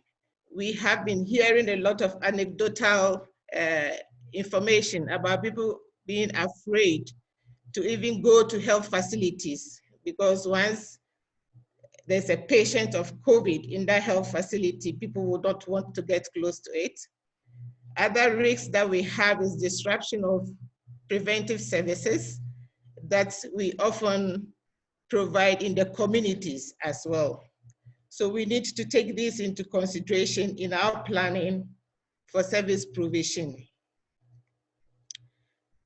How can we optimize service delivery then? We need to maintain health facilities for both inpatient and outpatients, especially for managing acute malnutrition and prevention to prevent increased severe acute malnutrition-related mortalities. We are aware that not all health facilities will be designated for management of COVID. Even in those that have been designated, there are some health facilities that have clearly demarcated parts of the health facility that could be used to continue to provide routine services. So as much as possible, we need to advocate for these services to be offered and make it known to the community that the services are still ongoing. We also need to use digital technology to provide some counseling services to protect and promote breastfeeding. Now there are a lot of mobile applications that we can use to get in touch with our clients and then provide advice on some of these very important interventions. In the same way, we need to continue to distribute iron and folic acid supplementations to pregnant women through our MNCH service platforms. And we have a number of mobile applications that are providing NMCH services that we can piggyback on. The other one is also about the vitamin supplementation. We know that immunization services have a good way of reaching the community. So we can integrate our services with them so that we get our services to the community. And fortunately for us, there are countries that have also started opening up. And so we need to reinforce our community health services and see that the necessary interventions are reaching the districts and the communities. Other aspects that we can explore will be the screening for wasting and bilateral pitting edema in conjunction with essential child health services in the context of COVID. I know one of the presenters mentioned that we should have the necessary tools to screen even at our outpatients and entry points on these issues. I've already talked about exploring community strategies to enhance participation and involvement in service delivery, and also the digital platforms that we need to use in order to monitor and share lessons and data on nutrition services. Generally, as health system persons, we also need to advocate for continuity of routine health services in an integrated to be an integrated component of our strategic and operational plans. Unfortunately, in the past, most of our preparedness and response plans did not include this very important aspect of service continuity. So we encourage all of us that as we sit around the table to develop these plans, we advocate for inclusion of this component as a pillar in the preparedness and response plan. In doing that, we can also advocate for ring fencing of resources for essential medicines and the medical products important for service delivery. We need to be part of the systems that have been put in place for supportive supervision. We need to integrate our training programs into those that are going on. There are a lot of training programs going on in infection control, preparedness, surveillance, and the rest. We can piggyback on these training programs to also advocate on issues regarding nutrition. Equitable distribution of staff and tax shifting is an important intervention that we can use to also help deliver the services that we have. We have a number of standard operating procedure guidelines going on. And we pray that these will be implemented, disseminated very well in our countries for implementation. As much as possible, we also want to foster the multi-sectoral action for critical implementation of interventions. We cannot do it alone. As nutrition professionals, we can't do this alone. A colleague was saying that there are other programs that have money, like NMCH, the immunization program, they have a lot of money. We can always go with them as they move to implement their interventions. And most importantly, was to promote documentation and learning by doing, so that we can disseminate good practices and lesson learned for future action. Thank you. Thank you I'll very take much. any questions, yeah. Yeah, thank you very much, Gertrude. And again, like the other colleagues, you actually responded to quite a few of the questions that had been put up. There was a question regarding screening in the absence, I mean, with the restriction in contact that is happening. And clearly that is something that is being promoted at family level. Once there is a system in place where they already know, because sometimes this is community level screening takes place using the mid-upper arm circumference measures, that is being integrated into the recommendations on how to maintain that service for screening. You've also talked about that integration, which it's not just necessary, it's not just for the times like this when we have a crisis. Integration is always very important because the services are being provided to the same person. So if we can give them as a package that goes together holistically, that's always an advantage. Trying to see the questions that were put to you that might need a response. There was a question asked in French if there are applications, smartphone applications for the screening of severe acute malnutrition. Applications as such do not exist for screening, but there are smartphone applications that help you to transmit that information. So if community health workers are doing it, they can transmit it through some very basic very basic apps that and mobile phone facilities that that are accessible to communities, including the less privileged ones. Now,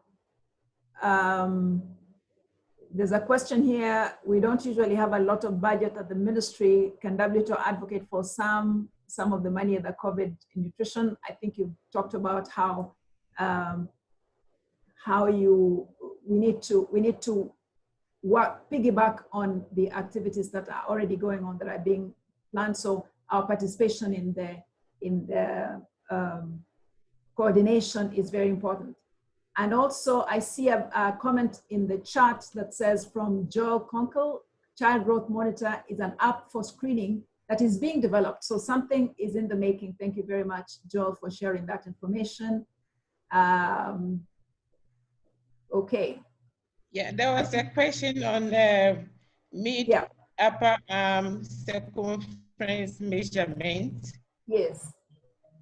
And that it's cumbersome to do that in the context of COVID. So I would like to share an experience from one country where mothers have been trained on how to do this measurement, and they are being provided with the tapes to do it themselves based on the context in which we are currently providing services.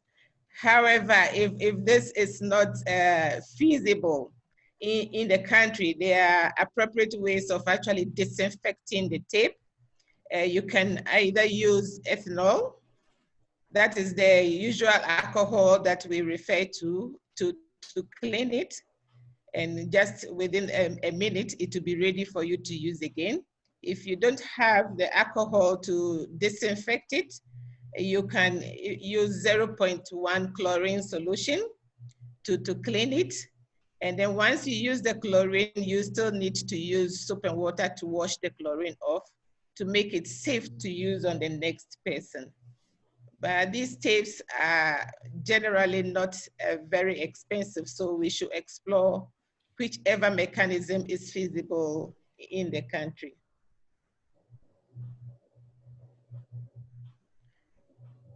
I'm done. Thank you very much. I'm looking at the chat, but I'm also looking at the time. And there's a question in French from Mohamedou Lamine. Quelle est la, oops, it's shifted. Quelle est la coordination apportée pour appuyer les pays dans la mise en œuvre de leur plan de riposte d'urgence sécuritaire alimentaire en nutrition pour faire face à la propagation. I would respond to that by saying there is the integration of the essential health services. Nutrition has proposed very particular services that need to be maintained. And these are being, as much as possible, we're advocating for their integration in the response package that is being put together. So as Gertrude was saying in her presentation, the point is to ensure that the services that we consider to be essential are taken on board and that they are provided for the populations. So Gertrude, did you see anything else in the chat that you'd like to respond to? Because I'm going to then request that Larry uploads their presentation and we get ready for the next session, which I think is going to be, is very much awaited because we have a lot of questions. Yeah, I think I'd rather go through and then maybe at the end of the seminar, if there's chance, respond to some of them. Perfect. Thank you very much. So we're moving on to Larry Grammerstone and colleagues from UNICEF New York who have woken up earlier than usual today to cover other things before they could join us on this session. Thank you very much. So I'm very happy to welcome, I'll introduce them one by one. Lawrence Grammerstone is the coordinator of the Food and Nutrition Actions in Health Systems unit at the World Health Organization, the Department of Nutrition and Food Safety. And he oversees micronutrient malnutrition and nutrition and infant and young child feeding, and also leads the baby-friendly hospital initiative and all issues on the Code of Marketing of Breast Milk Substitutes and the Global Breastfeeding Collective.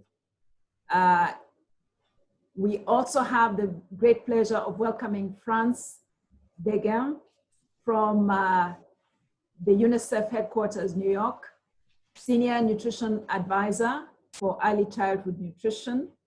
France did not give me a lot of details of her background, but I know she has a very, very rich background in all things early child development nutrition, and maybe she will say something more about herself when she comes online. And also we have the great pleasure to welcome Ashma Garg, nutrition specialist with UNICEF headquarters in New York. She leads the programming for improving young children's diets during the complementary feeding period and provides technical guidance and support to UNICEF regional and country offices. So we wanted to have our colleagues from the two agencies, the headquarters of the two agencies that have been leading the preparation of very important guidance regarding breastfeeding, infant and young child feeding in this context. Every time there's a viral problem, virus that strikes, breastfeeding is fast on the line. You know, will it be transmitted to the babies? Are they safe breastfeeding? So let's immediately go to our colleagues.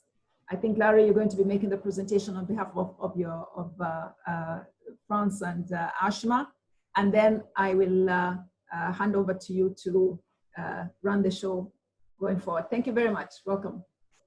Okay, thank you very much, Adelaide, and good afternoon, everyone. Happy to be sharing this presentation with UNICEF on our guidance around infant and young child feeding in the context of mothers who have been diagnosed with COVID-19. I'll start off the presentation and then I'll pass it off to France in a few minutes for her to share some additional information as well. It's not advanced. Let's try that again. Okay. So 2 months ago, exactly on March 14th, WHO issued guidance on the management of severe acute respiratory infection with COVID-19 disease for both suspected and confirmed cases. So this guidance included as part of the management a discussion of how should mothers who have been infected with COVID be feeding their babies. And the basic bottom line here is that there should be no difference in their feeding recommendations, whether they have COVID or not. So those mothers are recommended to initiate within the first hour if they are pregnant women who are diagnosed and are delivering. If they were feeding a baby less than 6 months, recommend exclusive breastfeeding, and older children should be continued to breastfeed out to 2 years or beyond. So no change in our standard recommendations there. If the mother is positive, we do recommend infection prevention and control measures that would include that she wear a mask while she is feeding her baby. Hand hygiene as well, before and after caring for her baby, disinfecting services, although that kind of hand hygiene and disinfection would probably be recommended in all circumstances of feeding, but the medical mask is specifically recommended for positive mothers. The guidance does recognize that sometimes mothers are going to be too ill to be able to care for their baby, to be able to hold their baby if they are extremely sick. But even in those cases, we would recommend the expression of her milk and feeding that milk to the baby. It is both to support her own continued ability to make breast milk after she recovers, as well as to continue the baby being fed with optimal feeding.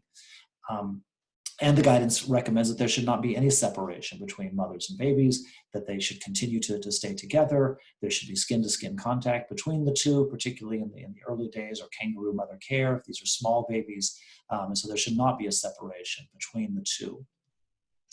So what is the rationale for this recommendation? We've certainly had a lot of questions about it because oftentimes people say, well, when you have a positive patient, you want to isolate that patient and not have any contact with anyone else because of the risk of transmission. And here we're making exactly the opposite recommendation. We're recommending that they ought to stay together and that there ought to be extremely close contact between the two. And the main underlying reason here is that we have to weigh the risks of potential transmission of COVID-19 with the benefits that we would get from breastfeeding.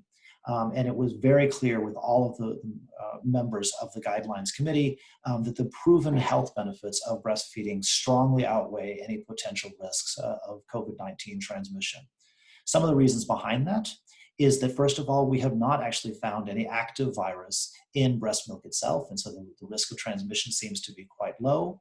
There has not so far been any vertical transmission documented, and so we don't see that this is a main route of transmission. It is still early in our understanding of the science behind this virus, and therefore we can't say definitively there is zero chance of transmission, but so far it has not been documented. We also know that there are many antibodies and bioactive factors in breast milk that could fight against COVID-19 infection if the baby is exposed, either through the mother or family members or nosocomial infection. And so if that baby is exposed to the COVID-19 virus, we want to make sure that that baby is amply protected against it, against the transmission of COVID-19. In fact, just this week, we have a new report that the antibodies that the mother is making herself when she is infected with COVID-19 do seem to be passing into the breast milk. Still have to understand in what dosage and how effective those antibodies are, but the fact that they are present is certainly good news. We also know that the infection of infants has been extremely rare. Some of the early data on the epidemiology has shown that less than 1% of patients with COVID-19 are infants, so this is not a major population of risk. And we know that when children have been infected with COVID-19, they typically have very mild illnesses. And so even if they were to be infected and get sick with COVID, it is unlikely to be a significant health problem for those children. And so the health benefits of breastfeeding would be much greater. We've done a number of different activities to communicate about this. We have frequently asked questions that translate the guidelines into easier language, and many of the questions that we've heard about them are documented there. It also includes in this document a decision tree for clinicians on how they can make decisions about feeding, and particularly goes into the issues of what if the mother cannot breastfeed and cannot express her milk, how would she feed her baby? And goes through the different options and what the considerations are there for her feeding. Many of those leading to, can she then relactate after she has recovered and is able to feed once again? There are online question and answers that go into many of these issues to make them easily accessible to people. We've put out tiles on social media to get the word out about this. Just this week, we released a mobile app called WHO Academy that includes many of these documents, including the guidelines and the question and answers, to make them easily accessible to clinicians throughout the world. And there are breastfeeding messages that are available on the UNICEF site about how to communicate about the importance of breastfeeding. We continue to work on this area. There's a video that we have under development about breastfeeding and COVID-19. There's slides that will be added to that WHO app for training people about the guidelines. A technical brief to document much of the science is also under work. And finally, we are revising the guidelines now. As I said, they were released 2 months ago. So we're now in the process of coming up with revisions to that to address some of the new questions that have come out and looking at the science on those. Some of the questions that these guidelines will look at include what happens if you don't have a medical mask available. We recommend that the mother wear a medical mask, but if there's not adequate supply in the health centers, should she not breastfeed, our recommendation would be that she should still breastfeed even if it's not possible. Should she wash the chest, we'll probably be recommending that if she has to, if she's been coughing on her chest, then we would want to, but that there's not a need to wash the breasts every time that the baby is being fed. And then the guidelines will also go into what about non-breastfeeding mothers and the fact there's no need for separation in those. I'm going to turn it over to Franz to talk about some of the other communication materials that we've worked on with UNICEF. Okay, thank you, Larry, and thank you, Adelaide, also for the invitation to join WHO on this very important webinar. So I just wanted to highlight, that we have really to recognize there's also other guidance documents and tools that have been available even before COVID that are still very much relevant for the work we do and to support the response. For example, we have a guidance that was developed through various regional consultations on improving young children's diet during the complementary feeding period, and really highlighting, what are the key actions that can be done through various systems. And it is not just, what the child eats, but how can we improve the diet of these young children who are very much vulnerable. So this guidance, is still very important and valid for this work that we're doing right now. We also have a series of videos that are targeting health workers and caregivers on the complementary feeding periods. So a series of 13 videos, and it's really, they are short, like 7-8 minutes, and they can also, the app to be used on mobile phone is being developed, so it should be available very, very soon. Otherwise, they are right now available online. They've been there for a year now, but very specific, again, to this vulnerable period of 6 to 23 months. We also have, UNICEF and WHO, we're co-leading this partnership, the Global Breastfeeding Collective.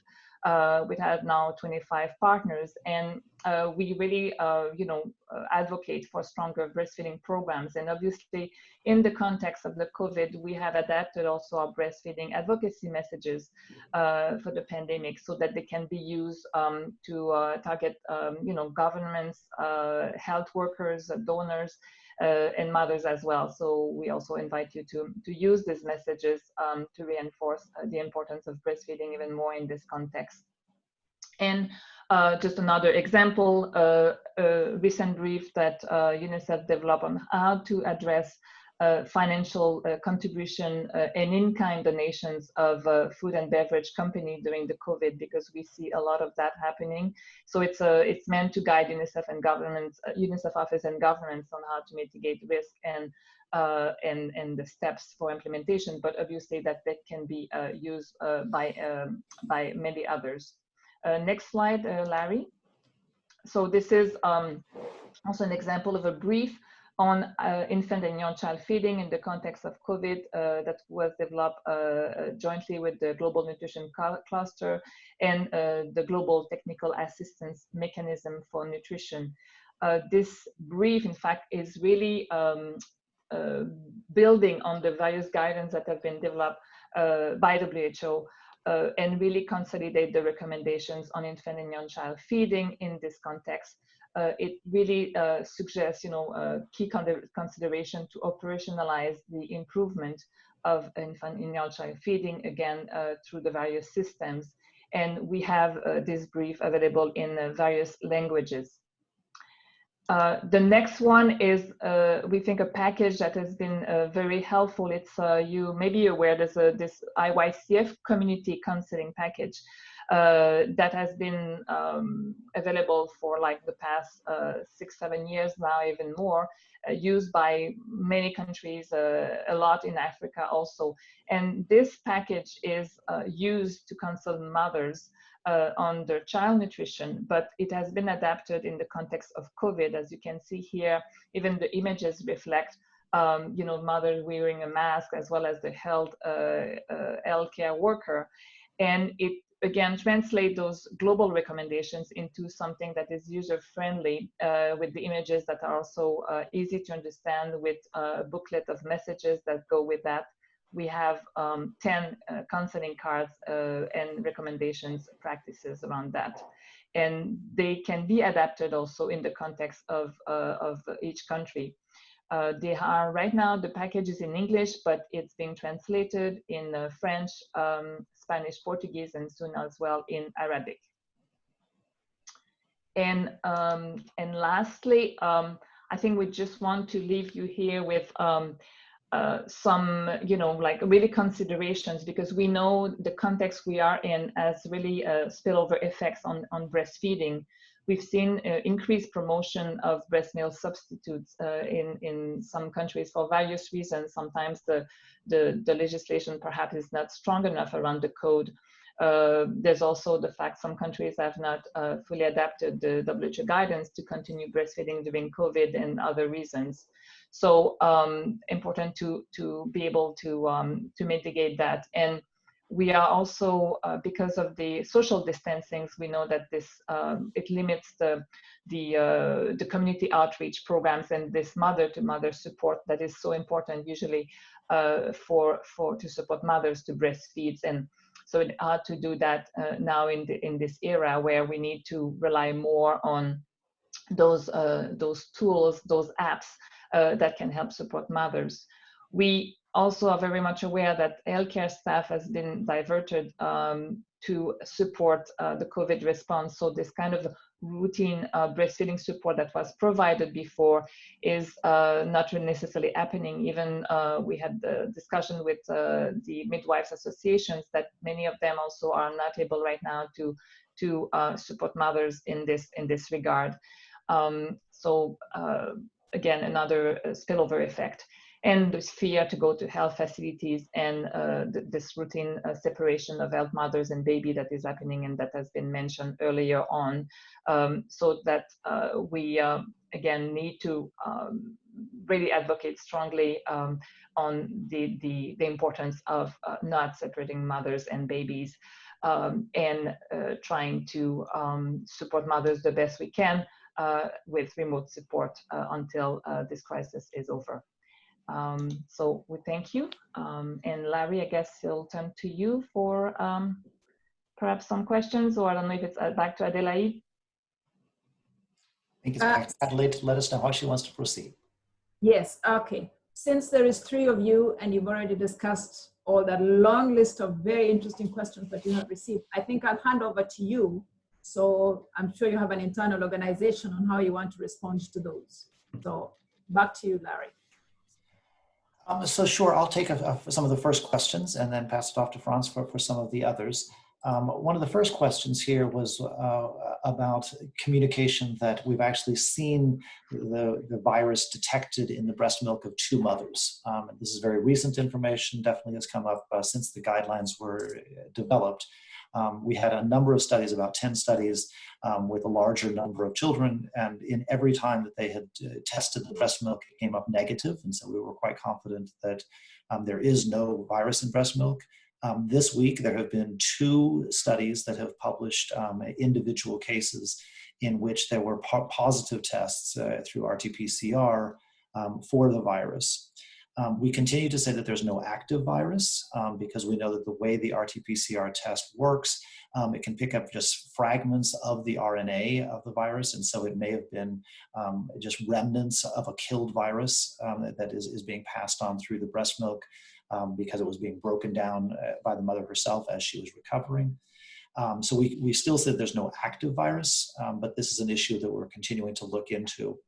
But we definitely look at the issue that it's a rare condition, and even though the virus may be there, it may not be in a large enough dose or a live virus that actually can infect. And so it would be a very slim chance that there would be any possible transmission, but we can no longer say that it's not at all possible. There was a second question about mothers washing their breast before breastfeeding. And as I said, there's no official recommendation on this yet, but we are looking at this, and it appears that the recommendation would be to say that it's not necessary unless the mother herself has been coughing or sneezing on herself. If she had no clothes on during a delivery and was coughing, there might be a need for an initial cleaning, but that wouldn't be routinely recommended. Question about the context of Ebola and what would be the recommendations in a context where you're also dealing with Ebola. And I want to be clear that the recommendations are quite distinct for COVID-19 and for Ebola. In the case of COVID-19, we are saying that breastfeeding should continue. In the case of Ebola, if the baby has not been diagnosed as positive, we actually do recommend separation and a cessation of breastfeeding because of the significant risks of Ebola transmission and the severity of the illness there. However, when the baby does get to Ebola, or if the baby is infected with Ebola, then it is actually recommended to continue breastfeeding in that context. There are questions about the indications for wearing masks. As I said earlier, they are recommended. If they're not available, there's continued discussion and debate, as I'm sure many of you have seen in the media, about what should be done in terms of alternatives to masks, wearing scarves over the mouth, or making homemade masks as an alternative. And at this point, WHO does not have any clear guidance on that. We do have guidance that talks through some of the risks with those homemade masks and reasons why they may not be as effective as we would like, but it is an issue that our infection prevention and control staff are continuing to look at, and there may be an update to those recommendations in the future. I think I'll stop there and hand it over to Franz and see if you'd like to address a couple of the questions. Yeah, thank you, Larry. There was a question whether there was any advice to boost immune system of mothers to protect the breastfeeding baby. So I think we need to recognize there's no really magic bullet to boost the immune system, but improving maternal nutrition, making sure that mother's diet is adequate, that she has a balanced diet during pregnancy and during the lactation period, that she also gets enough rest and support from the family. All that will help, to make sure that she's not, that her immune system is not so affected. And we also, we've talked earlier about the importance of supplementations and the use of iron, folic acid, or multiple micronutrient supplements, should also be needed if the diet is insufficient in terms of nutrients. And we also, when we see in some countries where there's a social protection program in place, to make sure that these programs include really high quality nutritious food, even fortified food in those food-based safety schemes. So it's important as well to help to contribute to improve maternal nutrition this way. And I think maybe just linked to another question, the sub-question that they were later on about women having perhaps difficulties sometimes to breastfeed. And I think it's important to reassure the woman that she can that she can breastfeed, that yes, it is a stressful time, but that, like if she, of course, if she's well supported in terms of how to position the baby, have a good nutrition and be reassured that she can breastfeed during these times will help, of course, make this connection with the baby. I will, there was a question that Ashima would take. Ashima, yes. On number 9, yeah. Mm-hmm. Yeah, the question was around feeding non-breastfed infants and if there are any specific guidelines for monitoring the non-breastfed infants and children in big city and urban context, as well as a second part was what are the additional risks that can worsen the nutritional status of this group of children, that is non-breastfed infants. So with respect to risk to this group, as we will anticipate, this group is not getting the advantages or benefits of breastfeeding. And in the context of less access to services and healthy foods, this group is definitely at a higher risk of getting exposed to an intake of unhealthy foods. And that is a major concern for this age group. So in terms of monitoring these additional risks, we can look at it's a general monitoring of understanding what are children eating, but monitoring the intake of the food. But as far as my knowledge goes, I don't think we have specific guidelines on monitoring this group of population or children in big cities. So I'll stop there. This was the last question on the list. So I did see another question that came in on the question and answer box about donor human milk. And we do recommend the use of donor human milk if it is available using human milk banks. That really would be the next best option if the mother herself cannot breastfeed directly and if she is not able to express her milk for some reason. We would say that is a recommended option if it's available. In many cases, there's not adequate supply of donor human milk. And we certainly would prioritize that for small and sick newborns. But where it can be available, the expectation is that these mothers will not be sick for a particularly long time. And so the amount of milk that would be needed for them is likely to be fairly low. So it's not going to be a huge drain on the human milk banks to feed these to the babies. So it would be the next option that we would recommend. Adelaide, any additional questions you want us to take on?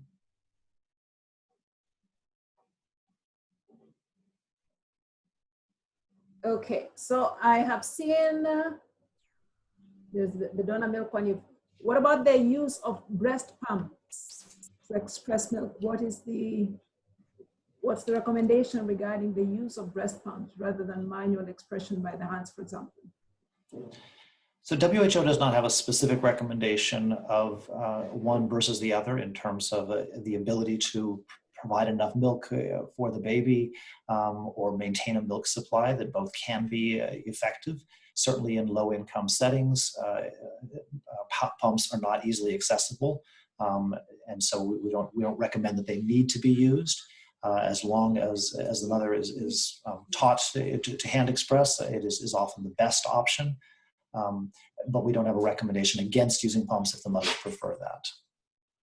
Of course, the pumps themselves should be kept clean and sanitized, particularly in the case of COVID. All surfaces that the mother has been touched need to be frequently cleaned as well. And Adelaide, I see a question maybe that was a bit linked, comment in the chat box as well on the use of the ready-to-use infant formula. Well, Larry explained well, with the decision tree, what needs to be done. But if all of these options are not feasible, like the expression of breast milk or donor milk is not available, and wet nursing also is not part of the practice, we the use of infant formula would be then an option. And obviously, in this case, I think the focus was on the ready-to-use infant formula. This is obviously compared to the powder milk, it is easier to handle, and there's less risk and contamination because you don't need the water to prepare. So that being said, that would need to be very well controlled, targeted. That is, again, that the procurement is done in a very controlled way, and the distribution as well for these mothers in that case. And obviously being able to support the mothers to reinitiate, to relactate if possible, if it's only for a short period of time that she can use this formula. Thank you, Franz. There was a question regarding the separation of mothers and children. Despite the recommendation that they should be kept together, that, what is the question? Unfortunately, in several African countries, infants are separated from their mothers when the mothers are in isolation centers, and they're kept without any support. Aside from trying to change that practice, what would be the practical advice that we might propose for people in those situations? So you say aside from that, clearly WHO's recommendations are directed primarily to health centers and healthcare workers. And so we are trying to change that practice. We do not believe that mothers should be in a separate isolation center. They need to be kept with their babies. If there are reasons that they're not willing to do that, then the next best option would be to express the milk, because it's just not possible to directly breastfeed. And so as you see in that flow chart, if it's just not possible to do direct breastfeeding, then we would recommend expression of her milk, and then that milk be fed to the baby. It can be fed by any other providers in the family or by other healthcare workers. Obviously, someone that is COVID negative would be preferred if that's possible. And we would want to have careful management of the vessels, whatever the milk is being transferred in, that the mother, if she's been handling that it ought to be cleaned before being fed to the baby. Those would be the recommendations, but obviously that's all a secondary option, that we really are just recommending that there shouldn't be the separation in the first place. Thank you very much, Larry. Okay, so we have 2 minutes in this session, and perhaps you panelists, the three of you, Ashma, Franz, if you have any additional points to share before we wrap up the session, you're most welcome. So it may be repetitious, but I do want to reiterate some of the things that Franz was saying on that last slide about the spillover effects. While there's so much attention to this issue of what about these COVID positive mothers and how do we manage them, I think the real concern that we have about what's going to happen to children's health is not among those patients and the children of those patients, because they're likely to be very small numbers. And it's not going to be that many children who are affected. We're really concerned about the spillovers in general on the population. And so it's critical that we really focus on this continuation of essential nutrition services, all of that breastfeeding counseling that happens either through community workers or healthcare workers. We have to find the solutions that we continue to provide that kind of support. Many mothers are supported through mother-to-mother support, and with physical separation and social distancing, that mother-to-mother support is going to be challenged. And while we can substitute that to some extent with electronic means and look to digital ways of contacting one another, we know it's not the same thing as actually being able to see the baby breastfeeding at the breast, and the kind of interaction that people get by being together. And so we really need to be looking at strengthening those programs to get the best support that we can for counseling, mother-to-mother support, and continued lactation support. That's where the real concerns are going to be with maintaining breastfeeding and protecting babies' lives. And maybe Larry, just also to add on this, again, in this context also, as you said, the majority of those infants are not infected. And how can we protect that, but also in the context of like those children will have less access, more likely to nutritious food if things continue with, because of economic crisis, access and all that. So even more important to maintain and really protect and promote and support breastfeeding in these mothers, in those children, at least to 2 years and beyond. Perfect. Thank you very much. We are 4 minutes to the end of this session. I was told it will stop at 4:30 my time.